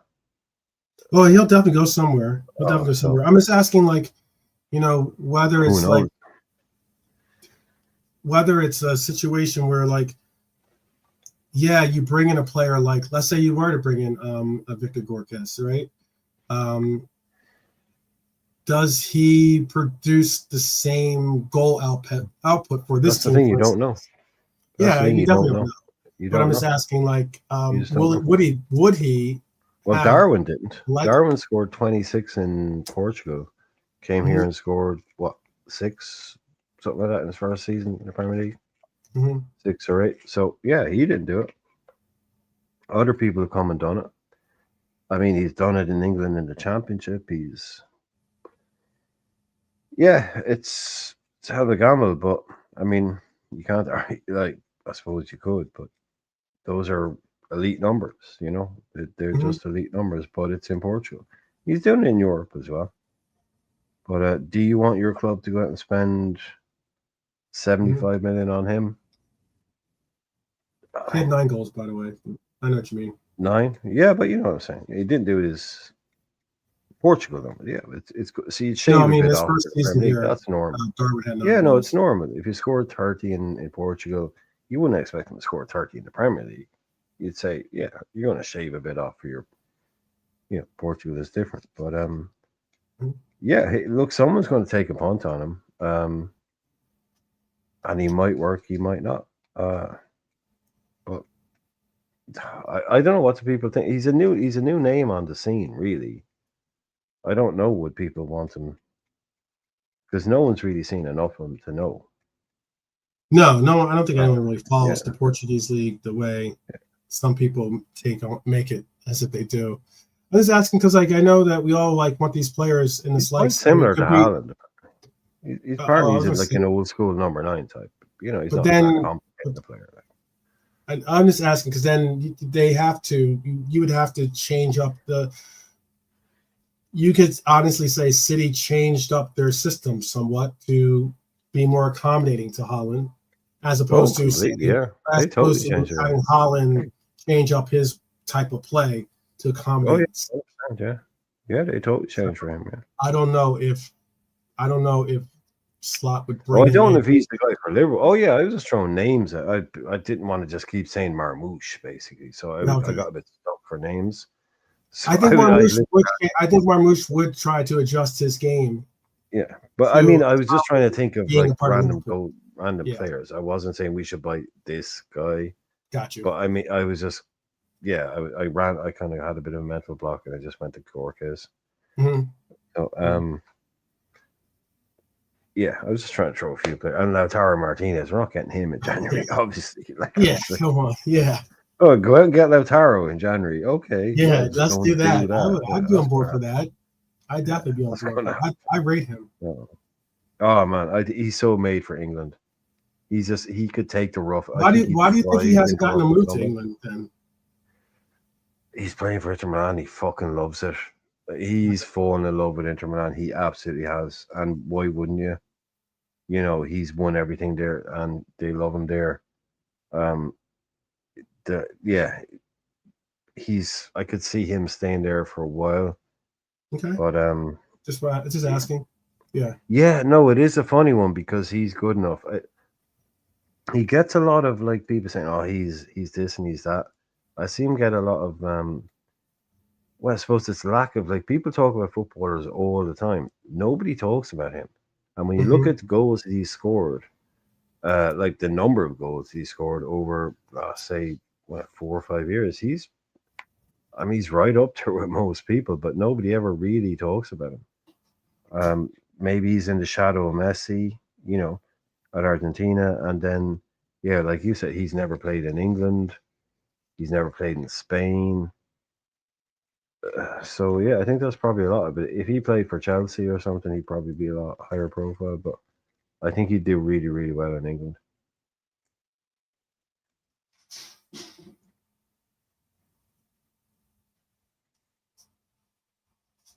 But yeah, I think that little pit bull kind of Argentina kind of vibe off him, you could probably see. Unfortunately, he could go to an Arsenal and play like score 25. He would, but yeah, him, Darwin, everybody in the same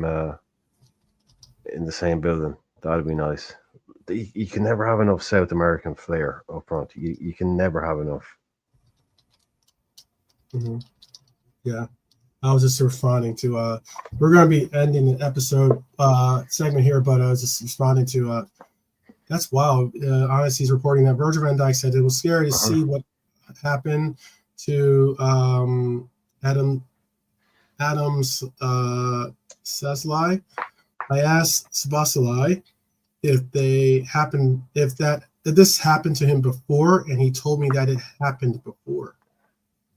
Oh, I know people like that. I know 2 girls like that. They constantly just go like into and they're not even epileptic.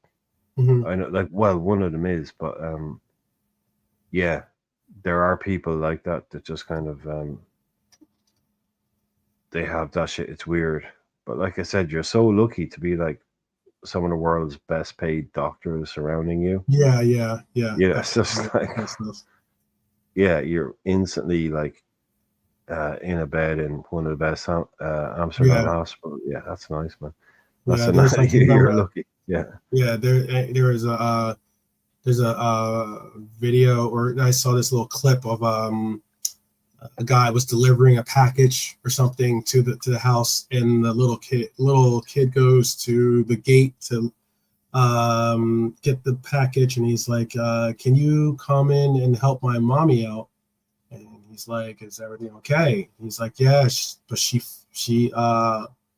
fell down and she's not responding. I guess he didn't say responding, but it's just one of those cases where like, yeah, it's fortunate when you have like the proper medical attention at hand the way that he did. Fortunately for the little kid too, the guy properly reacted and got the medical assistance to the woman as well, and she was taken care of and okay. But that's scary to happen. It's a lot. It's too much. It's a little bit too much of that, going on right now. It's sad to see. Definitely sad to see. Oh, that's so cute and heartbreaking at the same time. Yeah, it's a wild like video. It was like, the guy was like, the little kid was just, just like, hey, it's like, he didn't know what was going on with his mommy, but his mommy was on had fallen, as he said, and he went in and he was fortunate enough that he was delivering the package to the home at the time, and and was able to assist them in getting them the help. Who knows if he hadn't, or if that hadn't happened, who knows what would have happened. But yeah, take care of your loved ones out there, basically. Definitely take care of your loved ones. We are, like I said, going to end here. Got 3 hours of. It seems like we're always giving you. We set out to do 2 hours, but we end up giving you 3 hours. So you got a lot of bonus content there. I know we spoke on. I got a couple of little spirited rants from myself. And blame Uncle Albert for the extra hour. Yeah. There you go. But big up to all the Reds out there. Uncle Albert included as well. Albert included in that. So big up to Albert, and big up to who else was on there? Matty Mad and K-Mac and Barnes and Pops. I don't know the other. And big up to Barnes as well. And I stand by what I said. Barnes, man, you need to up your presenting game a little bit. Pops, you need to tell him this, man. You can't just sit there and grin and laugh in the background for half an hour. You need to, if you're going to start, you need to moderate a little bit, Well, and you definitely don't want to see. You don't want to see the see what he did when we were going at it. But yeah, hopefully Barnes does watch this episode. There's a little bit. I didn't get into all and everything that I wanted to say about Szoboszlai, but I knew that I didn't want to keep the panel sitting backstage too long. So I gave you a little bit of a little segment of the op-ed that I will most likely, I'll figure out some forum to post it so you can have a read on my take on Szoboszlai if you like. I know I say that because I know that the Barnes family does not have any posters of Dominik Szoboszlai up in their houses. So big up to hopefully he gets a chance to look at this episode and respond accordingly. But again, thank you for joining us. JK, do you want to say anything to the people out there before we let them go? Szoboszlai looks like he was in New Kids of the Block. Kind of does. Kind of does. You're right. Man. I see that. He's got that. He's got that blick. He's got that look, man. Yeah. This time. Yeah, he's hanging tough. He's got the right stuff, maybe. Does he have the right stuff? That's the question. That's the question, bro. Yeah. I think that's a song by them. I'm hoping I didn't get that one wrong. Yeah, you got the Hanging Tough was Hanging Tough was like their big. That's a better song than The Right Stuff. And The Right Stuff, you got the right stuff. That's a big tune, though. That was a big tune. Hanging Tough was their like "We're Tough Guys" song. Oh yeah, something like that. Rough. Yeah. I was like, no. Yeah, we're rough guys. Yeah, of course you are. We're tough guys. That is not the kind of rough you want to be presenting. Of course that does not look like it. Oh god. That's what I'm saying from the Zoom. Yeah, it's all good. It is. No, it is. It's not far off, JK. It's not a bad. He could definitely be in the Backstreet Boys or that white double denim suits and all that, And there you go. He will. Him and Curtis Jones together. There you go. Irishman, do you have anything to say before we part ways with for at least for today with our fellow Reds here?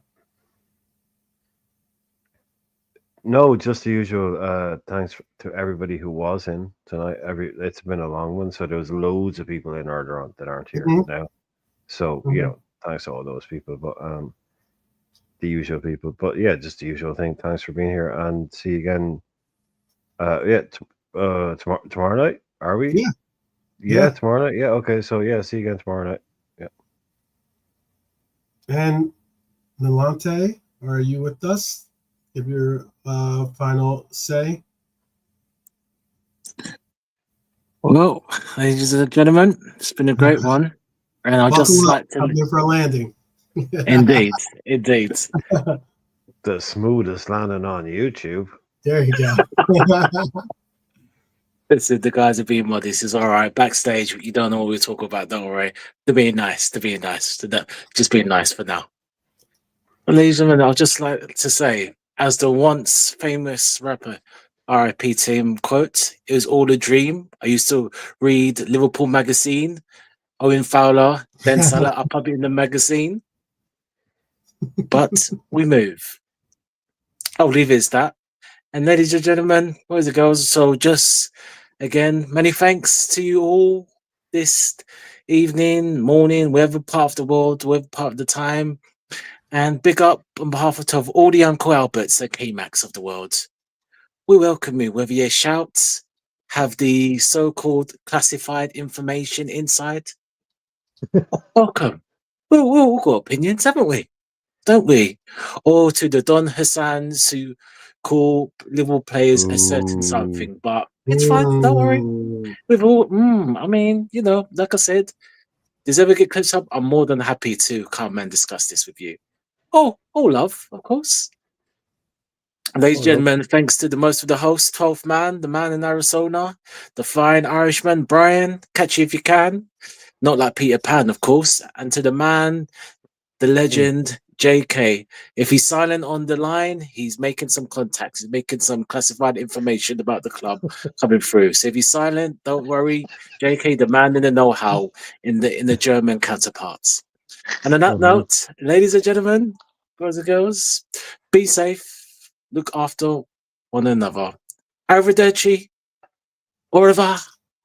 Sayonara. We'll see you tomorrow. Good night.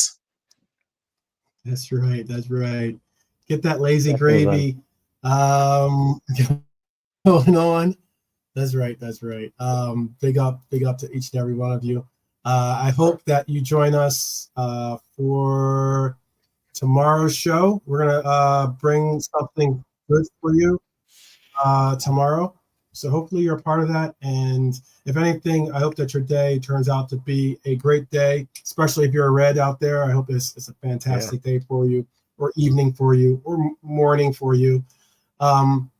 Whichever you're going through, whatever part of the world that you're chiming in from, understand the fact that we as Reds really support each and every one of you.